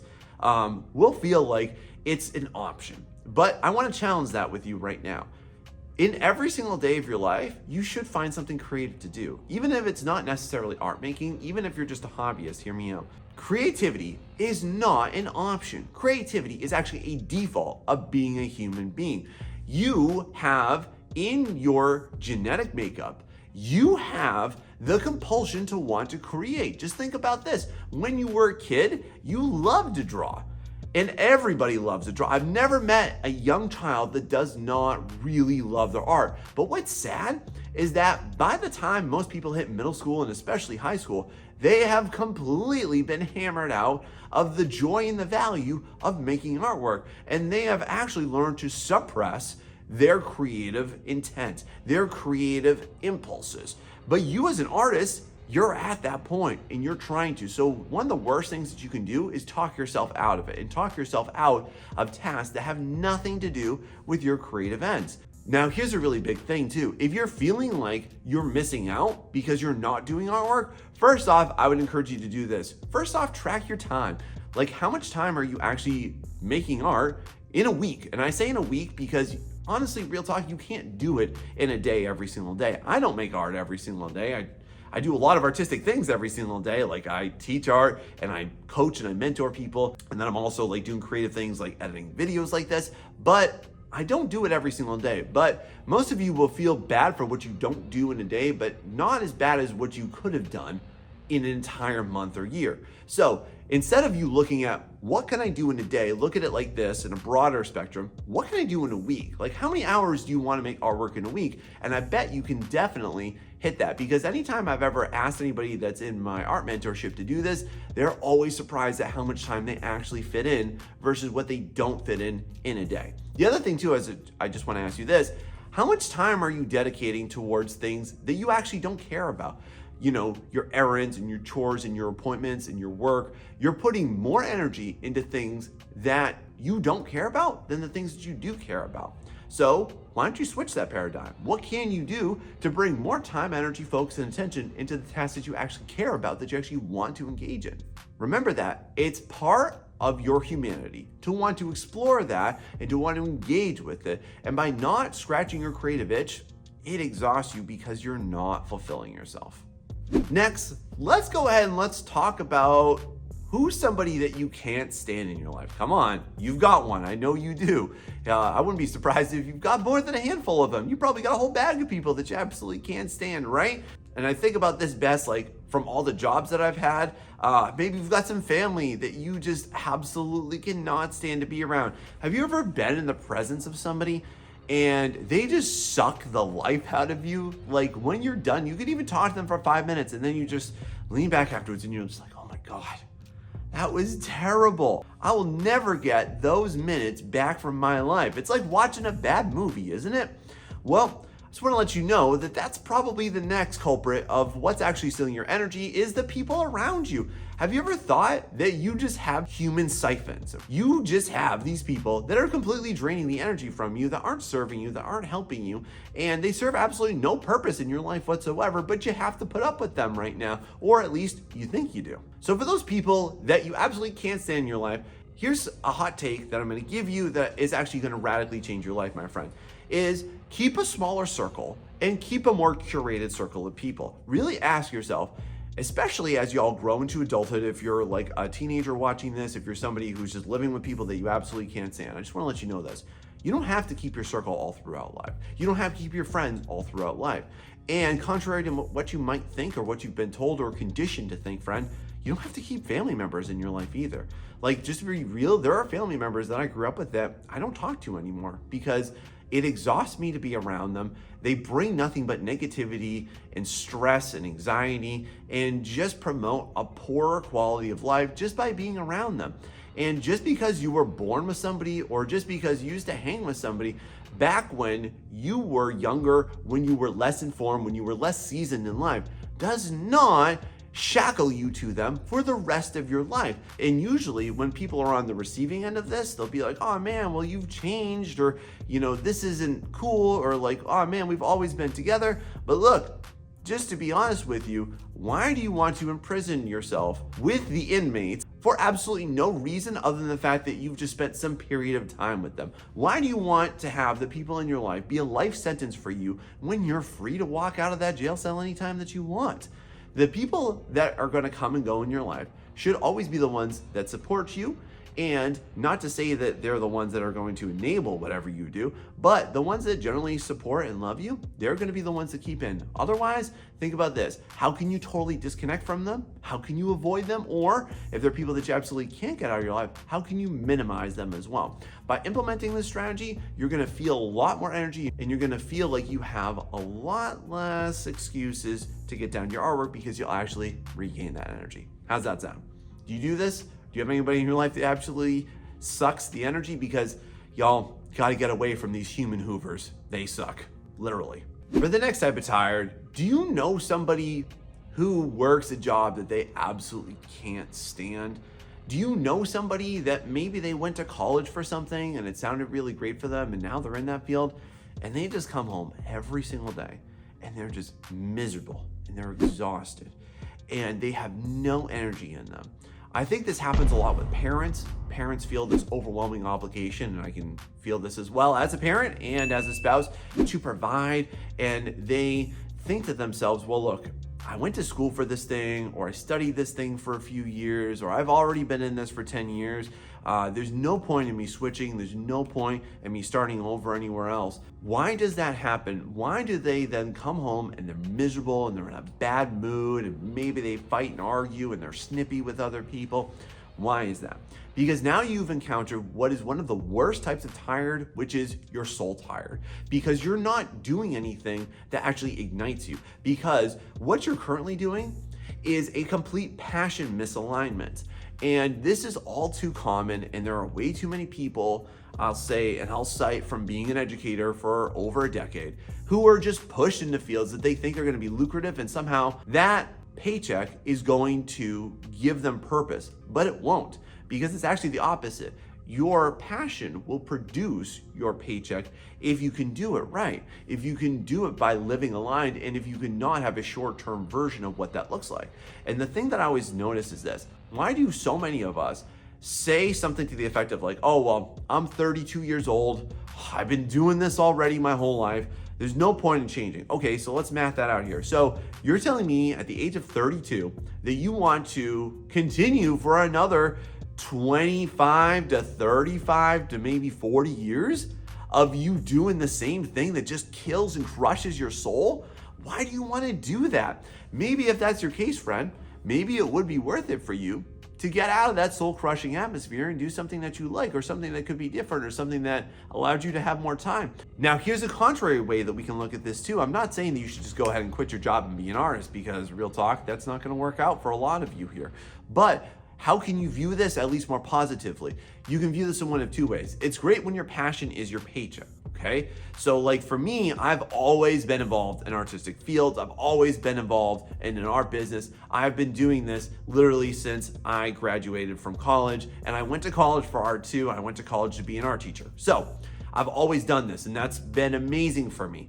However, though, here's the opposite end of that spectrum, which I think a lot of you will more so fall under, which is that what if you started to view your current job, your current field, as something that fuels your passion? You could look at it instead saying like, oh man, I hate this, I'd rather be an artist.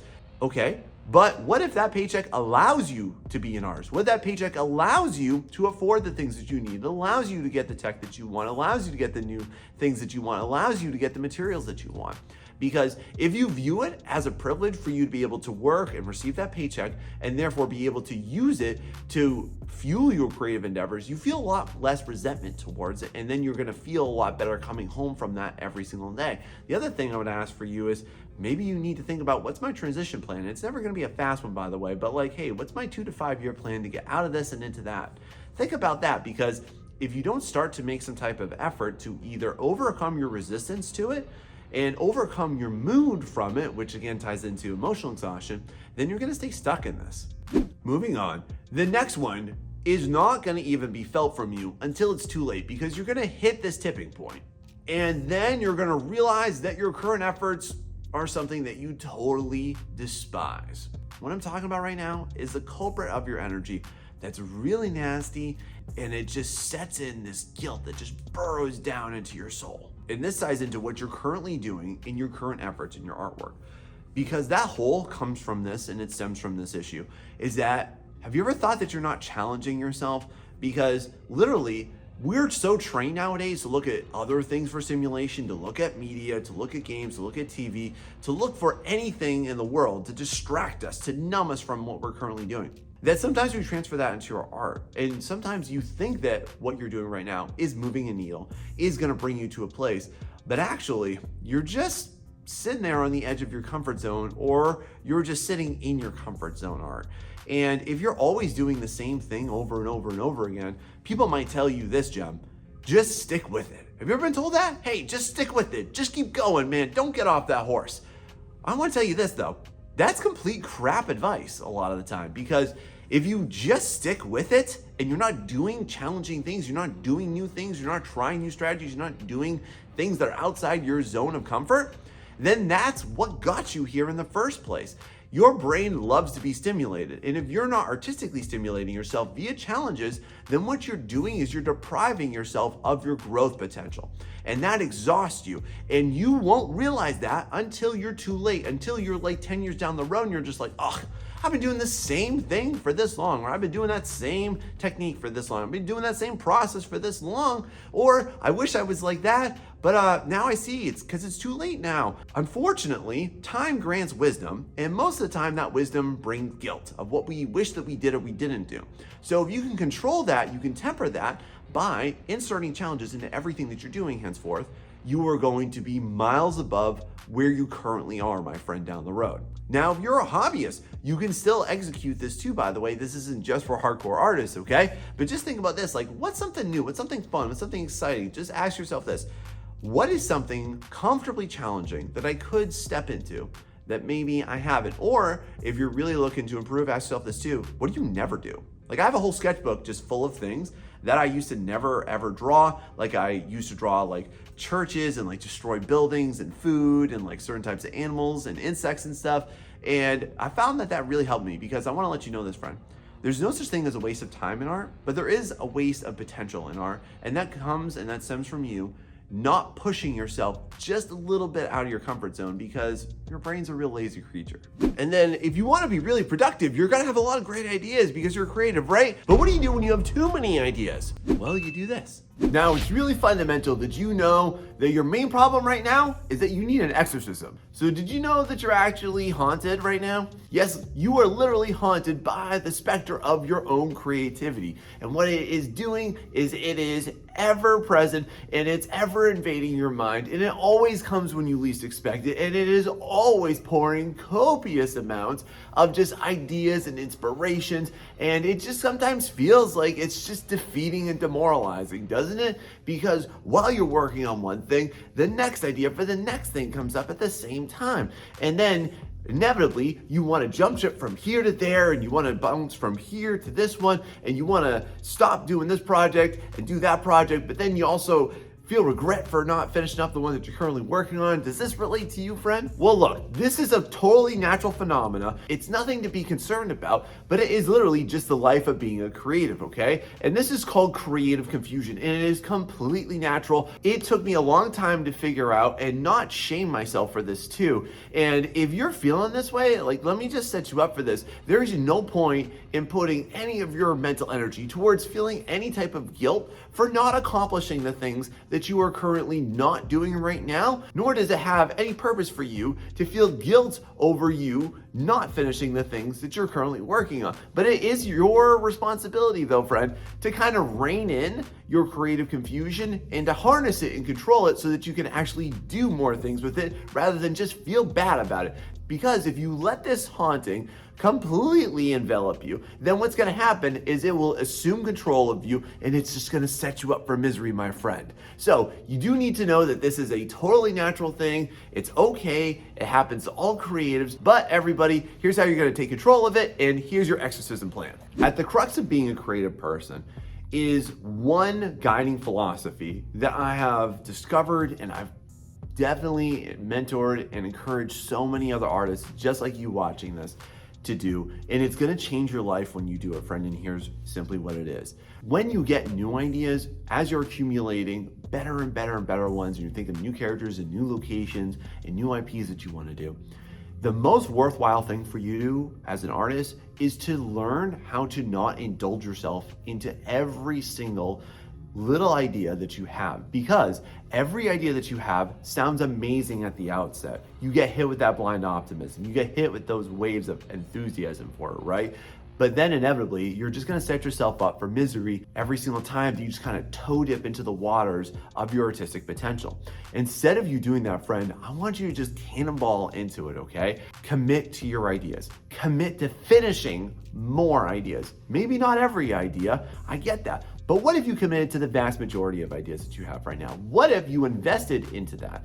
What if you stopped feeling bad about everything that you're not doing, and instead you felt great about everything that you did do? Even if it's not turning out how you want it to, let me tell you this, you're gonna get so much more out of you finishing something than you just working to the edge of what you feel comfortable with or what you're interested in.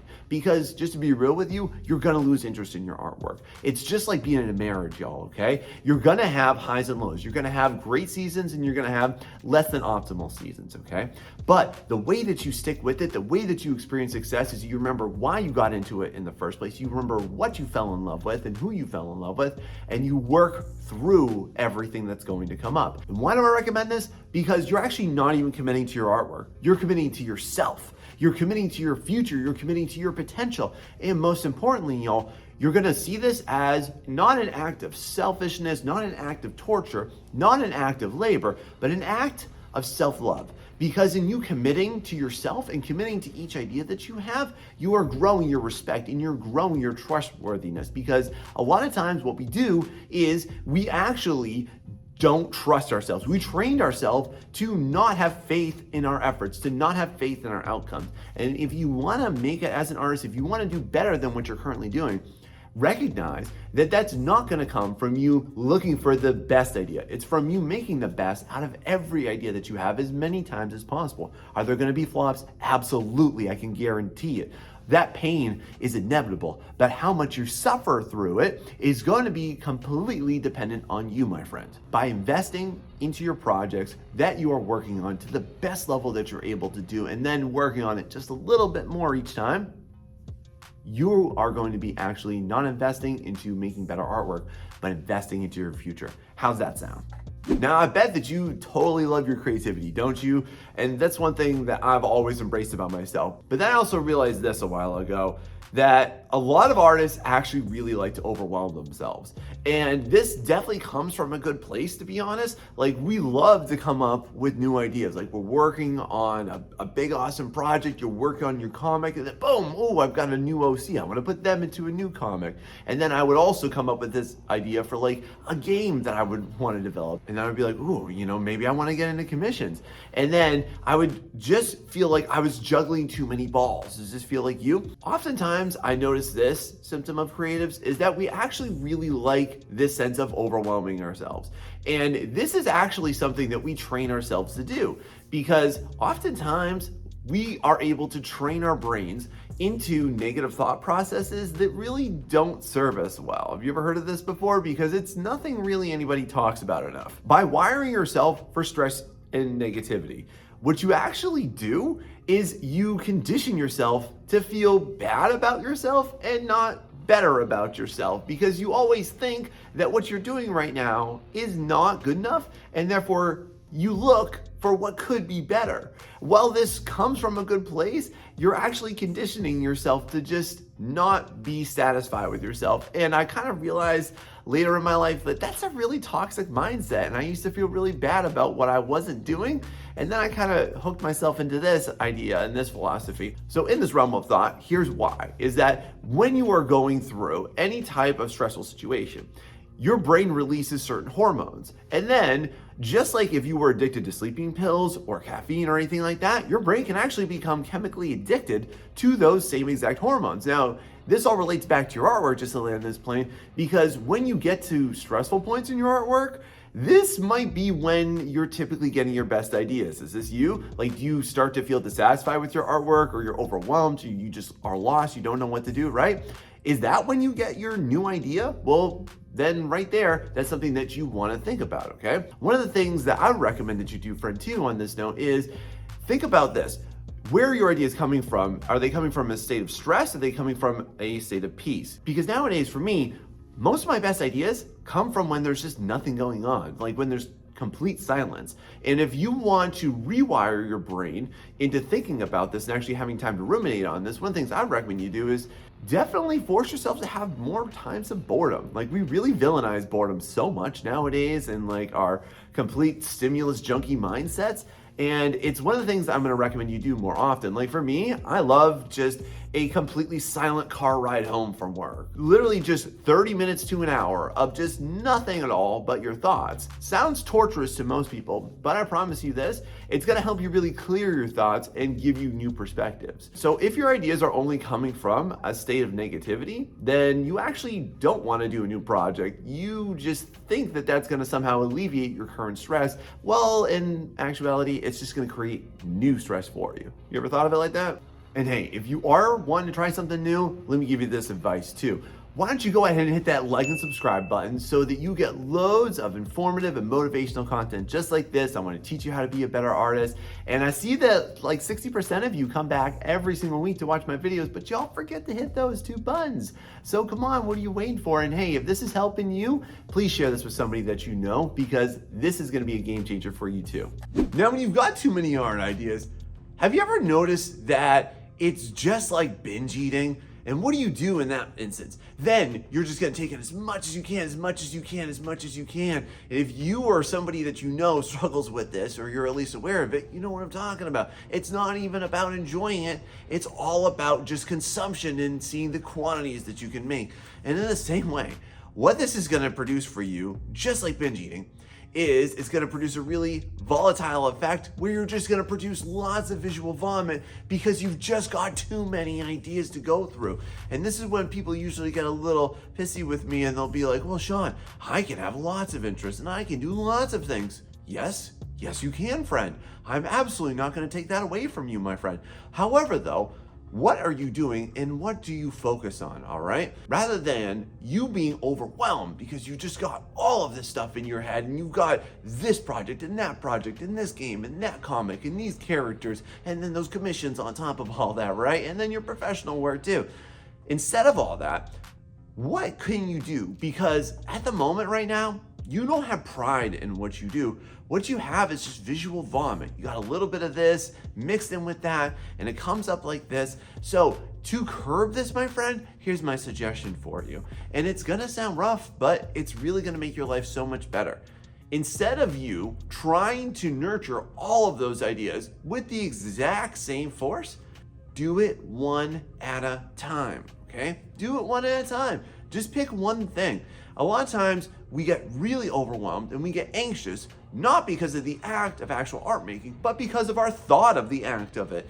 And this ties into as well when you have just too many ideas, because you have eyes that are way too big for your artistic stomach. You're trying to do too much and you're trying to take in this and take in that and do this and do that. And my friend, all that's gonna lead to is artistic confusion. And I don't want that for you, friend. So many times do I work with people on my mentorship that they tell me, well, Sean, I've got so many great ideas. And I'm like, okay, great. Which one would you like to do right now? Now, that doesn't mean that you're just gonna discard all the other ones forever. But hey, look, can we work on this one right now? So you tell me what it is. What is it that you're currently working on right now that you're also feeling invaded by all these other ideas? A reality of being an artist is that you're inevitably going to be blessed by the muse of creativity so much. Unfortunately, though, you're not going to be able to do every single thing that comes up in your mind. So therefore, it is always best for you to accomplish some things rather than nothing. And more importantly, too, you're going to do that one thing exquisitely rather than having a whole lot of mediocre, incomplete, and dissatisfactory pieces across the board. Because the last thing I want you to do is to literally vomit when you take a look at your work. Make sure that you adjust your eyes, y'all. So y'all like me, where you have loads of just incomplete sketchbooks, or you have loads of just different materials all over the place. Maybe one day you just bought yourself a big awesome set of expensive alcohol markers and now they're just collecting dust. Or hey, did you go ahead and buy that program and now you're not even using it? Did you go ahead and purchase that course and you never even really finished it? Or hey, do you have a big folder just full of things that you have absolutely never finished, but you worked on for a little bit here and there? Why is that? And why do creatives tend to have this sort of creative chaos all around them? This just absolute graveyard of things that are completely unfinished. Why is that? And why do your new ideas therefore sound so much more alluring and so much more attractive than what you're working on? It's just because of this. It's way easier than finishing. It is so much easier to start something than it is to finish something, isn't it? This effect is really birthed from basically this process that not many people talk about. So at the beginning of any creative process, you are enveloped in what's called blind optimism. Do you know what this feels like? Like you just go into it and you're just like, yes, this is gonna be the best idea and this is gonna be the best character and this is gonna be the best experience of my life.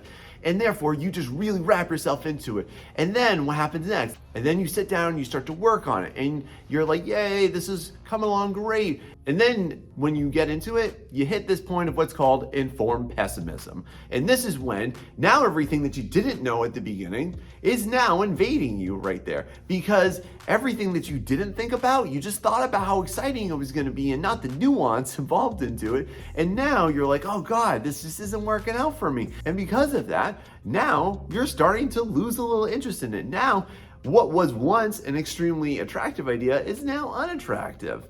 Can you relate to this? And then after that, what happens is then you sink into the valley of despair.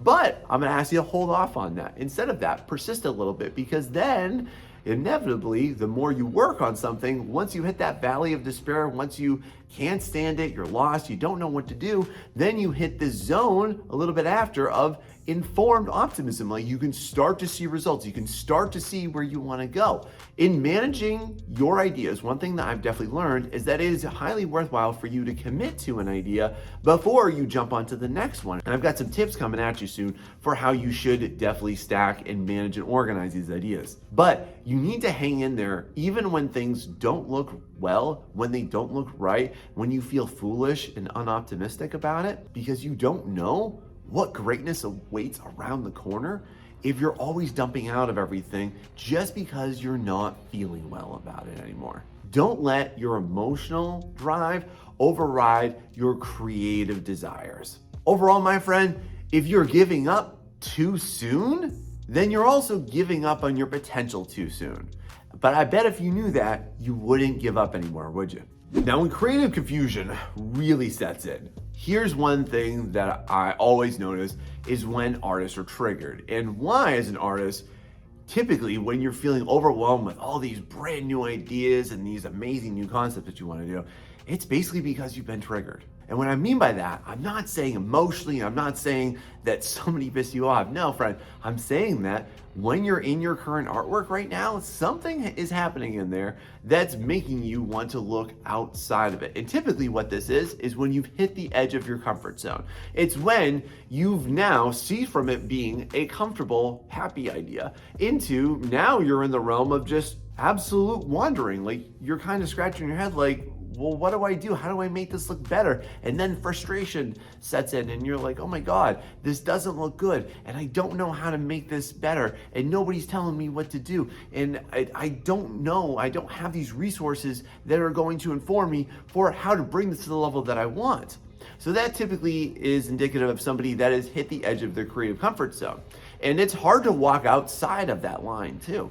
But here's what I'm gonna advise you to do instead, is that when you have that, that's kind of a big signal that you should persist. That's a big signal as far as when you should start to look up new resources. That's also a really big signal that maybe you aren't really interested in a new idea, but actually what you've done here is this signifies that you have a new skill level that you want to get to, and that discomfort is causing you to look outside of you. And this is really tough for us to walk in discomfort because, especially contemporaneously, like we're so trained to just be pleasure-seeking junkies. Like literally, you can have anything that you want at any time.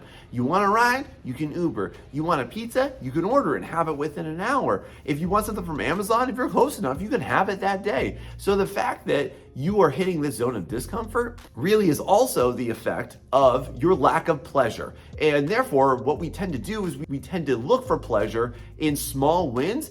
But here's what I want to advise you on, friend, though, is that being an artist is not about quick and easy wins. It's actually about long-term wins. So just because you've hit the edge of your comfort zone doesn't mean you should give up, doesn't mean you should go looking elsewhere, because what that actually cues you for is just the fact that you should probably just dig in deeper to what you're currently doing because you're on the cusp of reaching a new level. But if you knew that, I bet you wouldn't go looking elsewhere, would you? Now, the next reason why you might be looking for new projects is because you are an artistic player. That's right, you're trying to play the artistic field and you're trying to broaden all your horizons. You're kind of seeing what you can cast your line and what fishes come up when you reel it back, okay? And this is not uncommon, it's not unusual. But what's at the core of this? You got this thing called shiny object syndrome that's sinking in right there. A lot of the times when you feel like you're suffering from creative confusion or you just have loads and loads of great ideas, it's just because of this. It's no different than somebody who's a chronic dater or a chronic cheater. It's just because you might be a little bit afraid of commitment. Is this you, by the way? Because I totally get where you're coming from on this, okay? Because one of the things that I used to do is just jump around from so many different IPs and so many different concepts, and then I would create a new character and a new character and a new character, and then I would never finish the other three and just keep on jumping on to the next one. And why is that? Because you're always thinking that what you're currently doing is not good enough, and therefore you get, boom, like a raccoon that sees something shiny, they just want to run after it, okay? And you think that that's somehow gonna bring you long-term sustained pleasure, but really you're just looking for a quick dopamine hit and you're looking for that quick win. And to combat this though, you have to recognize this symptom taking place and just ask yourself like, do I just want to do that because it seems like a better, more awesome idea? Or am I doing this to avoid committing to what I'm currently doing? More often than not, it's just a sign of insecurity about what you're doing, and that's okay, friend. So at the core of shiny object syndrome is this.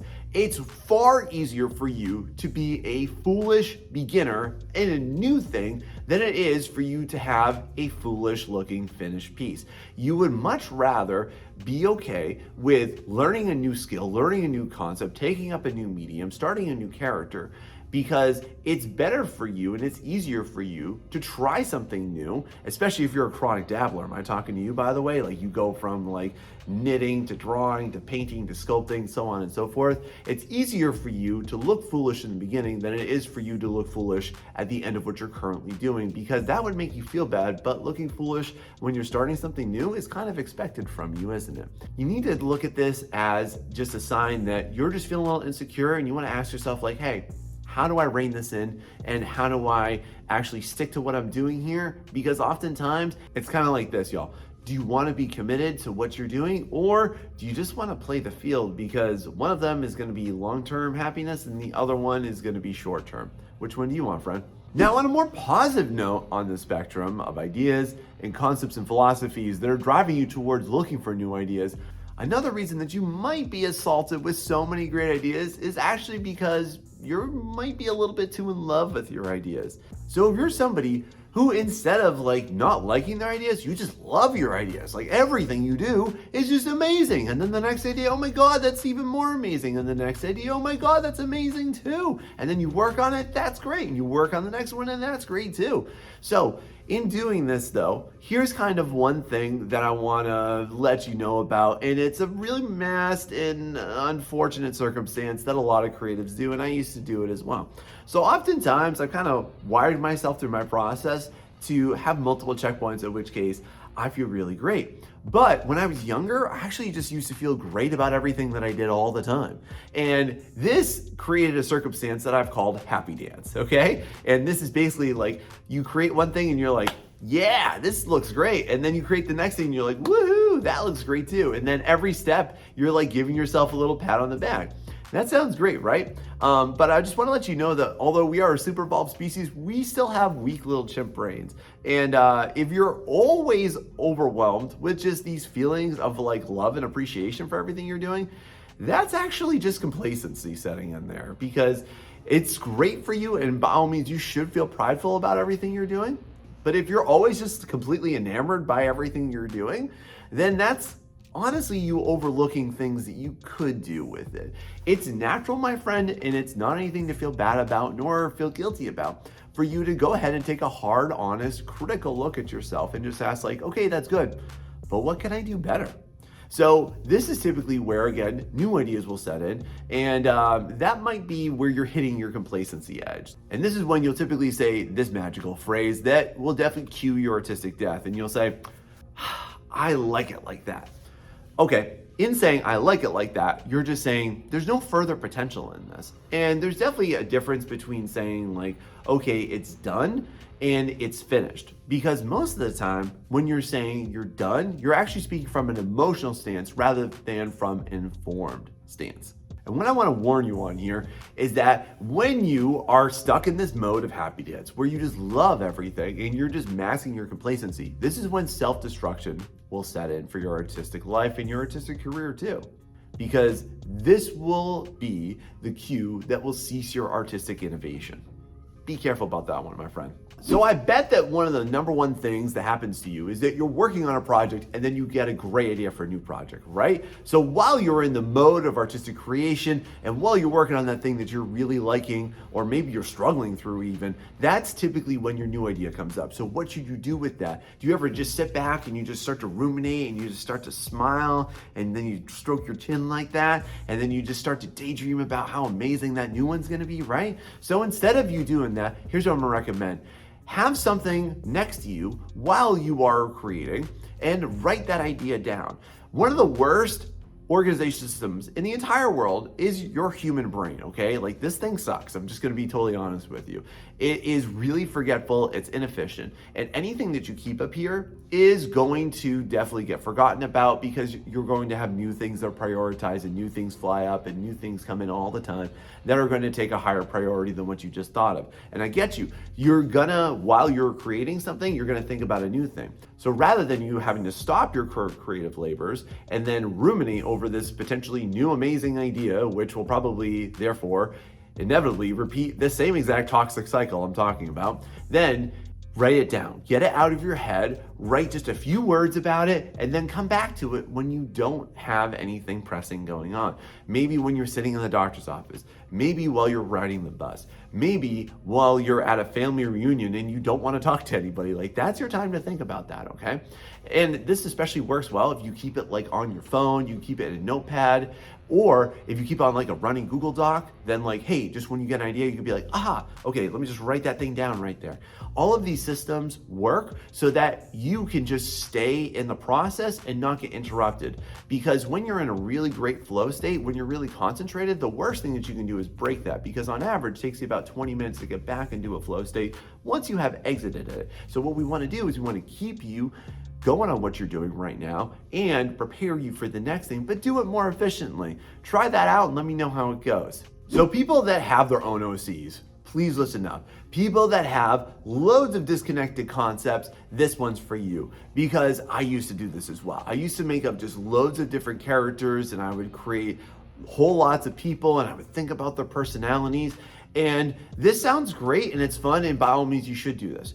But what if you could merge them all together? One of the best ways for you to have a lot of ideas, but then kind of make a big thing for them all to be together, is if you put them into a creative project where they all coexist. What I tend to see a lot of artists do who have too many ideas is that there's just no cohesion amongst everything. This can often feel like when you go to a buffet, like there's just too many options, and like, we like that zone, we don't like this, we don't like that, this doesn't fit in with that, this type of food doesn't pair with that. So think about it in the same way of your characters, okay? Do you want a buffet of different characters? Or how about, what if we create a beautiful cornucopia where they all just blend together, where they all exist into? This is something that I've been doing for years, honestly, because like I have my own IP and I have been developing this for a while, and every character that I've existed for like the last few years, I've just been kind of thinking about like, okay,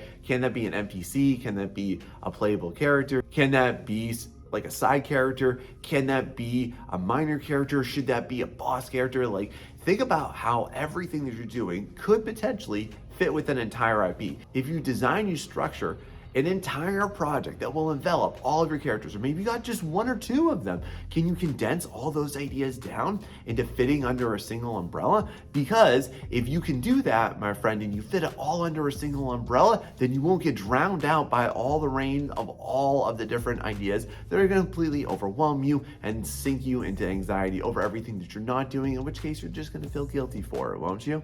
Try that out. Now, nobody else is going to tell you the truth about taking breaks like this, because just to be honest, most people break bad, and this is how you actually want to take a break and what nobody talks about. Now, all throughout any type of self-help, self-improvement, and definitely YouTube content, you'll see this too. Everybody's all about take a break, take a break, take a break, take a break. You don't feel like this? Take a break. Instead of going through that, take a break. Oh, you're not in your best zone? Take a break. But there's a big issue that I really want to blow the lid off of right now, and it's definitely why your breaks aren't helping you, and it's the reason why I'm making this video. And that's just because I often find that people are very confused on what this actually means and what does it look like. Because let me just guess from you, when you're told, hey, take a break, what that means typically is that you're then going to go ahead and just do whatever you want. You're just going to disengage from your artwork and you're going to launch yourself into something else. And the problem here that I tend to realize is that what that actually does for you is that it just enables you to just launch into something that's momentarily pleasurable, more pleasurable than your art making experience. And that's a problem, because that doesn't help you. And what this turns into is typically it turns into an excuse for you to launch into self-indulgent behavior over intentional behavior, which is why I want to help you actually do this better, and we're going to talk about that today. Now, I do want to let you know, like, what is the point of taking a break and why you should take breaks and you should do them better, because what the true purpose of this is, and I'm going to explain to you multiple ways that you can do this throughout this video today, is that you should focus on how do you disengage. How do you step away? How do you allow your brain to rest? How do you allow recovery to actually happen so that you can step into being the creative that you want to be and you are meant to be? Because the issue of taking a bad break is that what you're actually doing is you're not helping yourself be more creative. You're not helping your motivation. You're not helping your potential. You're hurting it because what you're actually doing is you're closing all of your creative channels. And that's a problem that nobody discusses. So throughout this video, I want to give you a really comprehensive set of guidelines. Hey, you can do it in so many great ways. They're going to be so healthy for you, and it's really going to reinvigorate everything that you want to do from now on. Because if you want to open up your greater channels for creativity and you want to learn how to break well instead of breaking bad, then here are some suggestions for you. Now, do you ever feel like there's just intense resistance to you even starting something? Or have you been laboring through your craft for a while and you're just like, man, I just don't have any energy to go through this, to sit down here and do this any longer? Well, here's an easy thing that you can definitely think about doing, and there's a multitude of different levels you can do this at and different intensity levels, but I'm gonna first off recommend that you should definitely get out and exercise. And listen, artists, we glorify being in terrible physical health way too much, and it has to stop, and it's got to start with you, friend. If you have a greater physical well-being, your creative well-being will flourish. So if you take a look at how do you actually do this, okay? If you're like, man, I just feel way too tired. If you're just going through your projects and you just all of a sudden hit this wall and it feels like, man, I just can't persist, okay? Can you just get down and do some really simple floor exercises for 5 minutes?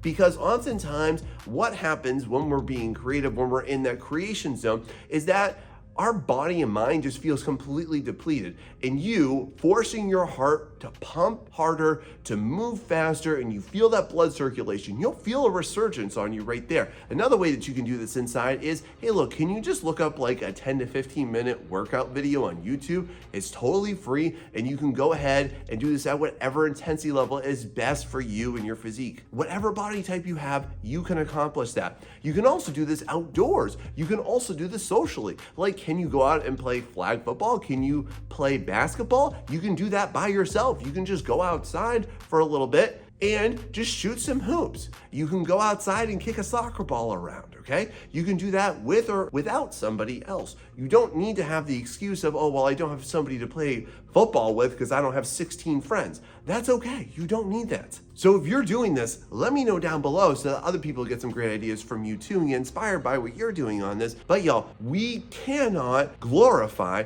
being in terrible physical health because that is a major creative blocker for you. And if you're feeling like, man, I just feel like I need to step away, I need to take a break, you know what? That might be your body telling you like, hey man, or hey girl, you need to have a moment here where you stop sitting down and being stale and being stagnant in your physical being, and you need to launch into something that's actually strenuous, because that's what our bodies were meant for. That's what we were actually genetically designed to do, is to be active. So when we're engaged in being inactive, at least physically speaking, what that does is it stops your best version of yourself from flourishing. And when you sync the mind, the body, and the creative soul, nothing can stop you.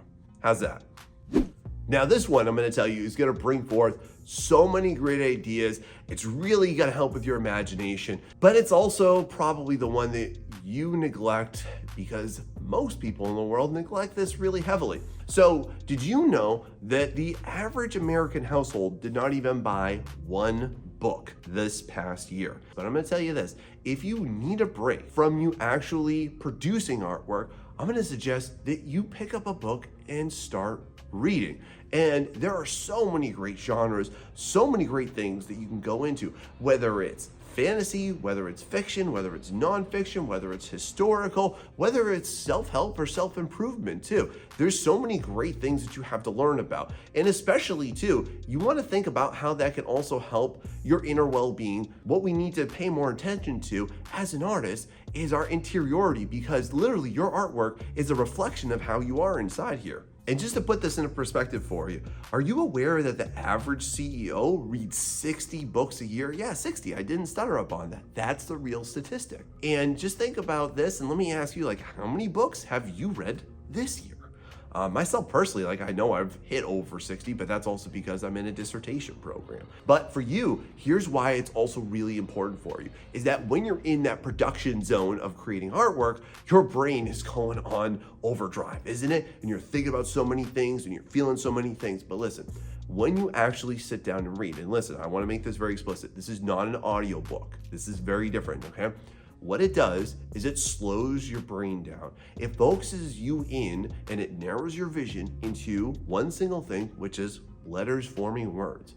And what that does for you is it actually allows your brain, yes, to take an actual break and stay away from things that we're talking about throughout this entire video. And then more importantly too, is it's accessing other forms of intelligence. You're turning off your visual intelligence, you're turning on a different form of intelligence. And then here's another great thing, is that oftentimes through reading, this is where the genesis of a lot of great ideas will come from.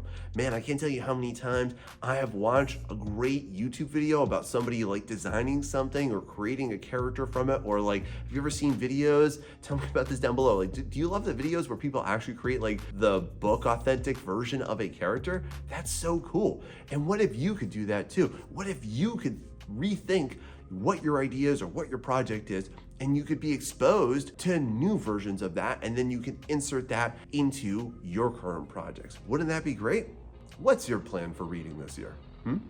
Now, the biggest issue surrounding this topic is you have learned to want to always be mediated, which means that you always are in the presence of media. And this is typically the toxic association that people make, and I'm going to discuss with you many intentional ways that you need to disassociate yourself from media when you're taking a break. And the reason why you have this love affair, and everybody does, it's not just you, and I'm not putting you down if you do, because it seems normal, and we've normalized it ever since you were kids. And so let me paint this picture and tell me down below if this is exactly what you grew up with, okay? So listen, when you used to get home from school and then your parents got home from work, what did your typical household look like? Because it typically looks something like this, where you would get home and then you would eat dinner, and then you would sit down and you would watch television, or you would sit down and go watch a YouTube video, or you would sit down and you play video games, and your parents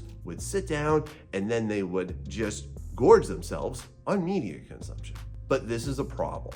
And while this seems like it's seemingly innocent, and it doesn't seem like it's hurting you, it doesn't seem like it's stealing your attention and stealing your creativity, and just to be honest, it's stealing your potential away. It's been so normalized that if you're taking a break and you're introducing media into it, I just want to let you know, that's not a break. It's actually pushing your brain over the edge, and we're going to discuss as we go through other topics in this and other better ways for you to actually take a break that don't involve an electronic device, why this is not something that's ever going to help you, and it actually, full halt, will stop you from ever having any type of rest on your brain.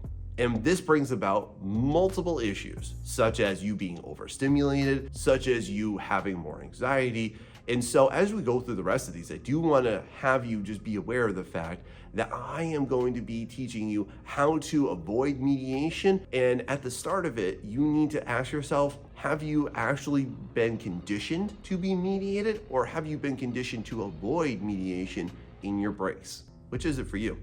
Now, the next type of break I really encourage you to get into is hitting that like and subscribe button and coming back for some more content like this, because y'all, I try and make content that nobody else is really talking about, because I want to help you out in the ways that nobody else is helping you. And my friend, if you're on board with that, if this is helping you, please share it with somebody that you know and love so it can help them too. And then also learn why this is a great strategy and it's so important for you. Now, this next one, you're probably avoiding this, like dead stop. You would never even think about this. In fact, ever since you were a kid, you've kind of seen this as the enemy. But I want to tell you that this is where your absolute best ideas will ever come from, because it's where inspiration are born. And let me just ask you this. When you think about being bored, does that just trigger you? Do you just think that like, oh my God, I just can't handle this, and like, oh, I hate being bored? But listen, y'all, hold on. Being bored is actually one of the best things that your body needs, and you've actually been conditioned to get out of a state of boredom. And what I want to urge you just to consider is how you can actually insert more boredom into your life, because this is actually where your brain rests, it recovers, it's able to store away what it's learned, you're able to emotionally process what you're going through way better than you currently are right now. And it's actually going to make more room and more space for you to make more leaps in your artwork. And here are some suggestions where how you can do this more easily. So somebody like me, I have an insanely busy schedule. I don't get a lot of free time to myself. So for example, when I drive to work, oftentimes I am one of those people that I just don't play anything in my car. There's no music, there's no podcast. And I'll do this either on my way to work, or I'll do this on my way back from work, and I've got like a 30 to 40 minute commute. So I get some good solid time in there. And oftentimes too, I find that this is really great because I am so done with just hearing people talk sometimes. Other things that you can do too, like what if you just got up in the morning and you just sat down and just had your coffee or had your tea or have your breakfast in just complete silence? What if the next time that you feel like, oh man, I'm so compelled to just pick up my phone and I don't like it right now, what if you just sat there? And what if you just existed in that? And here's what I want to urge you just to consider. When you think about where your best ideas come from, it's not while you're playing video games, it's not while you're watching TikTok, it's not while you're watching TV. It's going to be in the moments where there's nothing going on. And oftentimes, where do most people say that they have their best ideas? It's usually like in the shower, it's in a waiting room, it's when their phone's dead. So what we've been taught to do though is remove ourselves from any state of boredom, and we see boredom as the enemy. We see it almost like a pejorative term, and you see how kids hate boredom because they've been overstimulated. That's another topic we'll talk about in a little bit. But I want to encourage you, make more intentional boredom. Do you think you can do that? Because I guarantee you this is going to be absolutely life-changing for you and your creativity. Now, when you're taking a break, another issue that I identify is that it seems like it's just at your whim. It's at your feeling. You're like, I feel like taking a break and I feel like doing it for this long and I feel that this is great. I want to let you know that if you are taking an indefinite break, that's not a break, friend. That's a stop. That's a hard pause. And if you're taking a prolonged break until you just feel like coming back to it, that isn't taking a break. That's you just giving in to childishness, laziness, and it's enabling. And the focus of you taking a break is not so that you can live in being in a non-productive state, but to excel you when you actually want to be productive. So what I want to advise you on right now is that if you're going to take a break, you need to set a limit on it. And look, just be honest with yourself on this one. There are so many great fun things you can do in this world, right? There are so many great things that can take your time and attention away. And the issue is that if you are just focusing on your whims and listening for your motivation in order to help you get into that productive zone, then that will never serve you and it will never help you, and you will never achieve what you want to because you're focusing on the wrong thing. And so the way I suggest for you is this.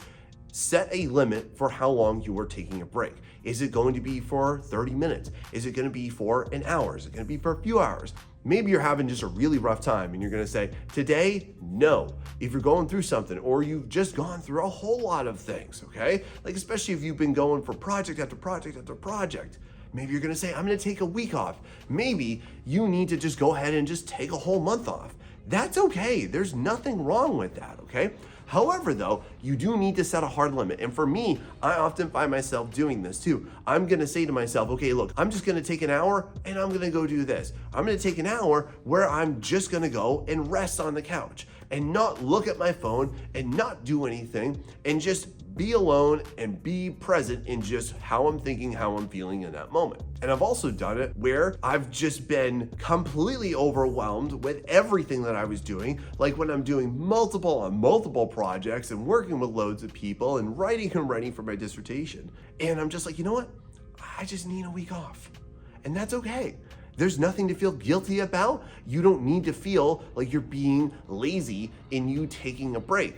But again, as long as you're breaking the right way, it's okay. But you gotta set a hard limit on it, because otherwise what you do is you fall into like, oh, I'm having so much fun doing this. I'll just extend this until I feel like going back. But I'm gonna be honest with you right now, okay? Even though I'm called the Art Mentor, if you ask me, Sean, do you want to play video games or do you want to make art? I'm going to be like, yeah, I want to play video games instead, because it's so flippin' fun and it's so addicting. And that's okay to admit that to yourself. But because you can admit that to yourself, then you gotta set a cap on that. Can you do that? Now, this next type of break is one of the best things for you, but it's also something that not too many people do, and it's how you're going to connect back with your roots here. Literally, because for this one, I want to advise you to get into nature a lot more. There's so many times, and when you just think about it, we live in artificial environments. We glorify these rectangular prisons that we absolutely force ourselves into, that we exist in, and that we inevitably thrive in, and we have families, and we have great careers, and we have fun projects and everything. But man, this is not how we are supposed to be. And if you also want to talk about one of the worst links to social and emotional issues that people have, it's this. It's that you're just inside all the time. So stepping outside, being outdoors, being involved with nature is definitely going to help you. And here's multiple ways that you can do this. So first off, can you actually just go for a walk outside? Can you take a walk around your neighborhood? Can you drive to a nearby park? Or can you take the bus, take a train, whatever, and go to a park? Just walk around for a little bit, okay? Can you maybe even go on a hiking path somewhere, okay? It's so great and so meaningful for you as a human being to be outside in the presence of sunlight. If you didn't know this, that you being in the sun for just 15 minutes triggers so many great chemicals that your body needs, and it also helps you sustain a better mood and a better emotional health. Can you go for a bike ride? Can you go skateboarding? Can you go rollerblading? Does anybody rollerblade? Tell me if this is you down below. I used to love that. You can also take this to a more rigorous version too. Can you go kayaking? There's so many great things. And you think about what human beings were meant to do and how we were meant to live. We're supposed to be outside. Our eyes literally need to see the outside and see the blue sky to wake us up.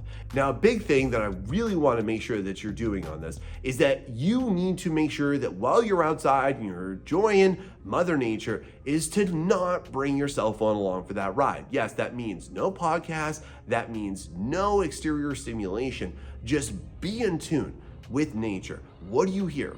What do you see? What do you smell?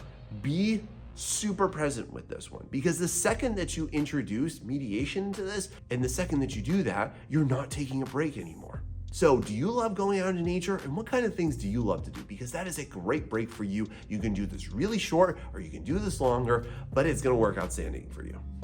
Next, I want to make all the nerds in the building happy and healthy too. And I just want to suggest this. So when you are going through a lot of big projects, and especially when you've been laboring for a long time, and you're going to start to feel this itch here, and you're going to feel this itch where you're like, man, I need to be around people, because listen, you being an artist, I just want to be honest, it's a very lonely task. Most of the time, you're completely isolated, you're self-isolating yourself, and you're going to naturally feel this compulsion to be in a more communal setting. You're going to feel this compulsion to want to socialize, and that's great. And I want to advise you on how you can do this in a structured and healthy way. So one of the best things I'm going to urge you to be a part of is social gaming. And no, I'm not talking about video games. We'll talk about that in a minute. What I'm talking about is actual board games, okay? So just as an example, do you love to play tabletop RPGs? Are you maybe into some Dungeons and Dragons or anything like that, where you again, socialize with an entire group? Are you into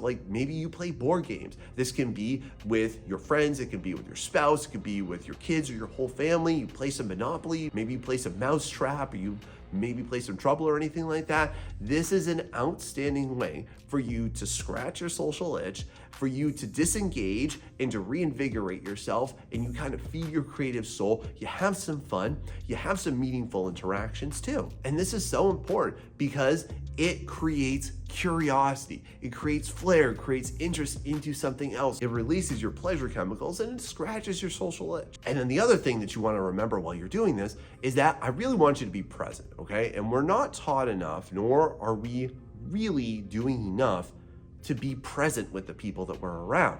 And just to be honest, one of the worst things that you can do is while you're trying to be social with people is to have your cell phone out. And just think about it, like when you go out to eat or when you're with friends, what does everybody do? They just slap their cell phone out right up on the table. You want to be totally present. Just keep that away, keep it in your pocket, leave it in your car while you're being with other people. Actually be social and be present, because even if you only have a short window period of time that you can devote to other people, you need to be present in it, or else you might not even remember it and they might not even appreciate you for it. You ever thought about that? So what kind of things do you like to do on this note? What kind of games do you like to play? Throw some stuff down below. I really want my comments to be like a whole idea generation pot so that everybody watching this can understand, how do you take a better break? Now, this is the topic I've been dancing around throughout this entire video, and I want to explain to you why, if this is done wrong, it's going to absolutely annihilate your artistic potential and your future. Now, you've definitely heard me talk to you about like why you should not introduce any type of a phone, any type of a screen, or with you're with friends. It doesn't count as a break when you're like watching movies and things like that, because all you're doing is you're just redirecting your hard focus into another form of media. And then that also kind of tends to lead you into disengaging from your artwork for very prolonged, extended periods of time until you feel like coming back to it. And I've struggled with this myself. I'll talk to you about that in a sec, why this was so hard for me to overcome, but it's why you need to practice more responsible mediation for yourself, okay? And I'm not saying by any means, stop playing video games, stop watching Netflix, stop watching movies. That's fun stuff, okay? We're creators. We appreciate other creators and we get to some great ideas from those too. No doubt, we're all influenced from it from a young age, right? The issue is this though, and I really want you to heavily consider this, my friend. You need to pick a lane right now. If you want to be an artist, that entails you have to make a decision. Are you going to be a media consumer or be a media creator? Because you will not succeed in doing both of them and being great. So here's what I mean, basically. If you're focused on being a consumer, sure, you play loads of games and you watch loads of TV and you spend loads of time on Facebook, on TikTok, okay? And then if you're a creator, you're focused on your production, you're focused on your dreams, you're focused on your projects and your potential, right? You're focused on doing things that will bring you more of yourself. The difference here is, are you going to spend your entire life focused and wholly dedicated towards you actually making something that's fulfilling, or are you going to be focused on helping somebody else achieve their dreams, which is where you are if you are focused on being a consumer? And I just want to ask you right now, what is your split over the next week or in the past weeks that you've been consuming versus creating? Because, my friend, if you've been heavily overloaded on consumption versus creation, then this will never help you. It's also why you feel more depressed. It's also why you feel more anxious. It's also why you're masking what you're currently going through. And it's also why it's destroying your artistic potential. And listen, I'm going to make an entire video about this coming up real soon, because this is such a heavy topic. I can't just talk about it in this segment for just a couple minutes. So how could you introduce this? How could you actually use this to propel yourself? One of the things I've started to do is implement what I call this 30% rule, which basically means that if I take a look at the totality of my production time over the course of a week, let's say it's 10 hours, then I am only allotting myself 30% of that time towards me being a consumer of media. And for me, it's a lot of the time playing video games or like watching an anime, something like that. But then here's another great way that you can do it too. Let's say that you accomplish a big task, you hit a big milestone, you hit a big goal. Then what if you use that as a reward for yourself? What if that's the reason why you actually work so hard? Like you give yourself a quick little dopamine burst and hit, and you enjoy something for yourself. Are you able to do this, or what kind of rules and boundaries do you set for yourself? Because if you don't, you're just gonna get sucked into consumption voids. Is this you? Now I gotta let you know a common problem that you've probably never really thought about, but it's the real reason you're stressed out. It's a real reason why you're anxious. It's a real reason too why it tends to cause depression at multiple points in your year, or just helps you sustain it. It's actually something that starts a lot, and you see this a lot in kids nowadays too. And that's just because, have you ever considered that you're just overstimulated? And just think about this, right?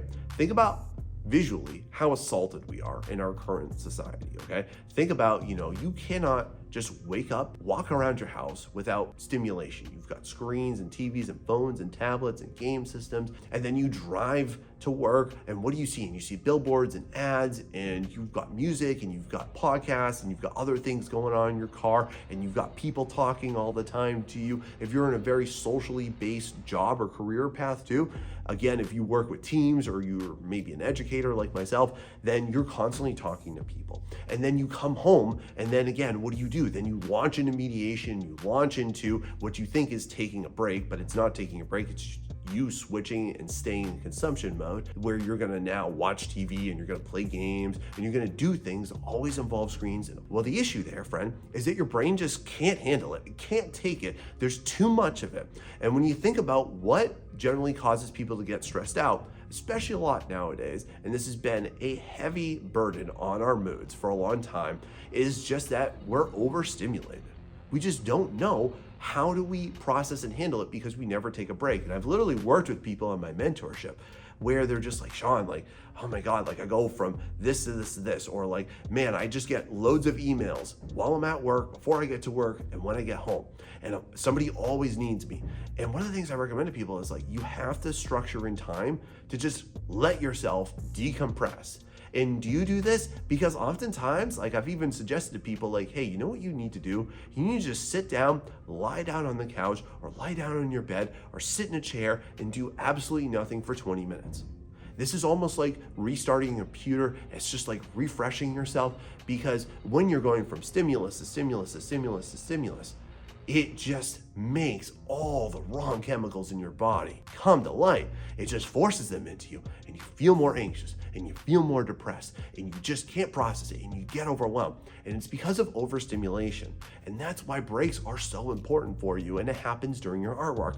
You're making decision, stimulus, result. You need a break from that, and you need to not be stimulated. So what do you think? How do you handle that? Now, for all the lovers out there, you're gonna love this. And for all those that aren't lovers, that's okay too. Because one of the best breaks I'm gonna say you also wanna structure in are dates. And I'm not just talking again for those that are romantically involved, but I'm saying you wanna go ahead and just take solid time to just be one-on-one with another human being that's deeply meaningful with your life. And this can even be you, okay? Like, just for example, if you're just flying solo and you don't have anyone in your life, okay, you should just set a date to do something that's cool and meaningful. Maybe you've been meaning to like make a new card deck for your Magic the Gathering deck. Maybe you've been wanting to go see a movie. Cool, go take yourself out to a movie, okay? Maybe you've been meaning to go check out that convention or check out, that new cool place, or go have dinner with yourself, okay? And I know how you're gonna feel about that, and you're gonna be like, ugh, I'm gonna be weird. People are gonna look at me strange. Who cares? You need to treat yourself like a good, proper human being. You having solo time for yourself is also an actual rest. It's time for your brain to just process it, to enjoy something that's deep and meaningful for you. Now, for those of us that do have a romantic interest, do have a partner, do have a spouse, do have families, like, you should do this too, because otherwise what you're going to do is you're going to get way too comfortable sacrificing the most meaningful people in your life. The reason why you work so hard, the reason why you want to create the modeling that you want to be for that partner, for your families, for your children. You're going to negate all of that for art. And that's not going to help you. That's going to hurt you long term. And one of the things that I've definitely tried to do a lot more in this past year is to just structure in more time for like me and Mrs. the Art Mentor to go out and to have some fun. Or maybe, or sometimes, we got 2 kids. We can't always just go out all the time. We don't have babysitters and all that. So we'll just order in some food and have a night to ourselves. Have and spend some time today, maybe thinking about, how do I create a little bit more romantic time, or at least some you time where it's just you alone, and again, without looking at cell phones, without watching TV, without you doing anything that's gonna pull you away and allow your brain to not take a break. How's that sound? Now, this next one is an instant mood stabilizer, and it's also a great way for you to really make sure that you feel totally in the zone when you come back from it. And I just want to ask you, Like, how often do you laugh? Like, how often do you put yourself in a situation where you just can't help yourself? And what I'm suggesting for you for your next break style here is insert some comedy into your life, okay? Have you ever gone to a comedy show? Or when's the last time that you maybe watched or listened to your favorite comedian, okay? And if you don't have one, have you considered maybe looking it up? Because I want to just assume this, but maybe I don't want to too. Like, do you have anybody that makes you laugh in your life? Do you need to be around somebody who's just hilarious to be around? You know, they just give off that good energy. Or especially like for me, like I don't have anybody necessarily in my life like that, but one of the things I'll do is I'll check out, you know, like a special that's maybe like an hour long from this comedian that's hilarious, or a new one that looks really funny. Maybe you'll see this on Netflix. Maybe you'll go ahead and you'll see this on whatever platform that you like to watch that on. Or it's maybe they have a podcast where they're just flipping hysterical. And what that does is it triggers all the right chemicals in your brain. However, though, I do want to guide you through what not to do. I would heavily avoid Instagram or other algorithm-based places, other platforms that involve you swiping to find it, because inevitably you're just going to get sucked down that consumption void, that hole again, and that's not going to help you, friend. I would say go instead straight to the source. Watch that, laugh your butt off, cry while you're doing it, have a great time, and then shut it off. Because again, you got to structure your break. You can't just be like, oh, let me just watch this for hours and hours because I feel like it, okay? Structure it, set a hard cap, hard limit on it, and really enjoy yourself. Because the more that you laugh, the better you're gonna feel inside. Are you making time for this? Now, can I talk to you about what is a major misgiving, a major misunderstanding with self-care? Because that is such a hot topic, isn't it? Everybody's talking about self-care and self-help and treat yourself and do this and that, and you gotta be in touch with your feelings. Correct, all of it. However, though, I just want to ask you this, especially on the topic of you taking a break. Are you taking a break, or are you running away from how you're feeling? Because I just want to be honest with you. We are taught most of the time, not how do we process, not how do we handle, not how do we be better at it, but instead, how do we numb ourselves from it? How do we just not feel it? And this is a massive issue with media consumption. And just think about it like this. Have you ever seen a kid flipping out, and then what do the parents do? They just give them an iPad, they give them a tablet, they give them a game, they turn on the TV. That's not teaching them how to emotionally process themselves like mature human beings. It's teaching them to just switch their focus. It's not teaching them how to act better. And then even as adults, like I'm just gonna say throughout all of my formative years, and especially I carried this into adulthood, if I had a bad day, if I was feeling bad, if I had a fight with my spouse, if I had a bad day at work, okay, then I would come home, sit down, I would just play video games. And then you're gonna trick yourself into saying, well, that made me feel better. No, it didn't. I just want to be honest, that doesn't make you feel better. It just numbs you so you don't feel it. And that's a big issue. It's a major cause, a major concern for why you feel so miserable. And it's not a break for you to do that either. Now, however, though, sometimes you do need to numb for a period just so that you're out of the moment. But then you gotta structure it so that you can snap back into it, okay? So I'm not saying give it up altogether by any means. I still play games, but every once in a while. It's not that much anymore because I wanna feel more in tune with how I feel. And what I would say you want to really heavily avoid while you're going through breaks is you numbing yourself, you running away from the problem, because you running away from the problem doesn't fix the problem, it exacerbates the problem. And if you're feeling a certain way, okay, give yourself a very minor break and then introduce some of the breaks that we've talked about today. Can you insert more boredom so that you actually can think about it? Because one of the worst things that you can actually do is to not think about the problem. And then most importantly, for you not to act upon the problem, for you not to change the circumstances so the problem doesn't persist. But listen, friend, I just want to tell you, human being to human being here, you numbing yourself from the problem and running away from the problem doesn't make the problem go away, nor does it constitute a good break. It's actually how you break bad. Have you ever thought about that? Now, this next one, I'm going to admit, I do not usually partake in this very often, but in researching for this video, I couldn't exclude it because it comes up almost everywhere. And it's a topic of, have you ever meditated? And I keep on finding more and more research that really shows how this is highly beneficial. And this can be a great way for you to just shut down and shut out the outside world and tune yourself into your interior world. Tune yourself into how are you thinking? How are you feeling? What comes up when there's nothing going on? What comes up when you just have to focus on your physical body, just completely at rest, and there's nothing else going on around you. And there's a lot of ways that you can do this too. You can do it outside, you can do it inside, you can do it in a group setting, you can do it in multiple different ways where you are actually going to allow yourself to disengage from your task, to disengage from this hustle culture that tells you gotta be doing something all the time or making you feel guilty that you're not doing anything at the moment. Focus on instead, how can you meditate? How can you go through breath work as well? Breath work is extremely important. It's important for you in order to stabilize your mood, to stabilize your emotions, to stabilize too your anxieties, or if you're somebody that struggles with depression. Just as an example, like why breath work is so important for you, and it's an essential element of really good meditation, is because, like, just for example, if you've ever been around people that smoke, and look, both my parents smoked. I can't stand smoking whatsoever. If you're somebody that smoked, I'm not judging you for it. I just can't stand the smell of it. And I literally still hold my breath whenever I walk by somebody smoking. Are you like this too? Is anyone else out there just weird like me? But the reason why smoking often calms people down isn't the act of smoking. It's because you breathe. It's because when you take in, you take that big and exhale.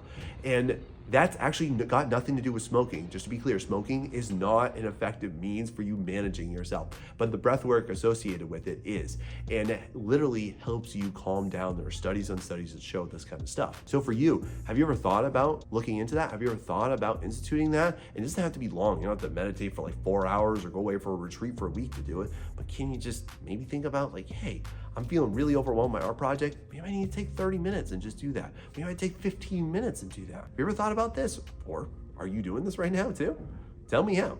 Now, I bet as you're watching this video, you're somebody that wants to make some major life changes. And you might even be at different seasons in your life. Some of y'all might be younger, some of y'all might be a little bit older. But no matter where you are in your life, if you want to go ahead and be the best artist you can at your current age, then go ahead and watch this video right here where you can learn how to be a success at any age with art. Thanks so much for watching. See you next time.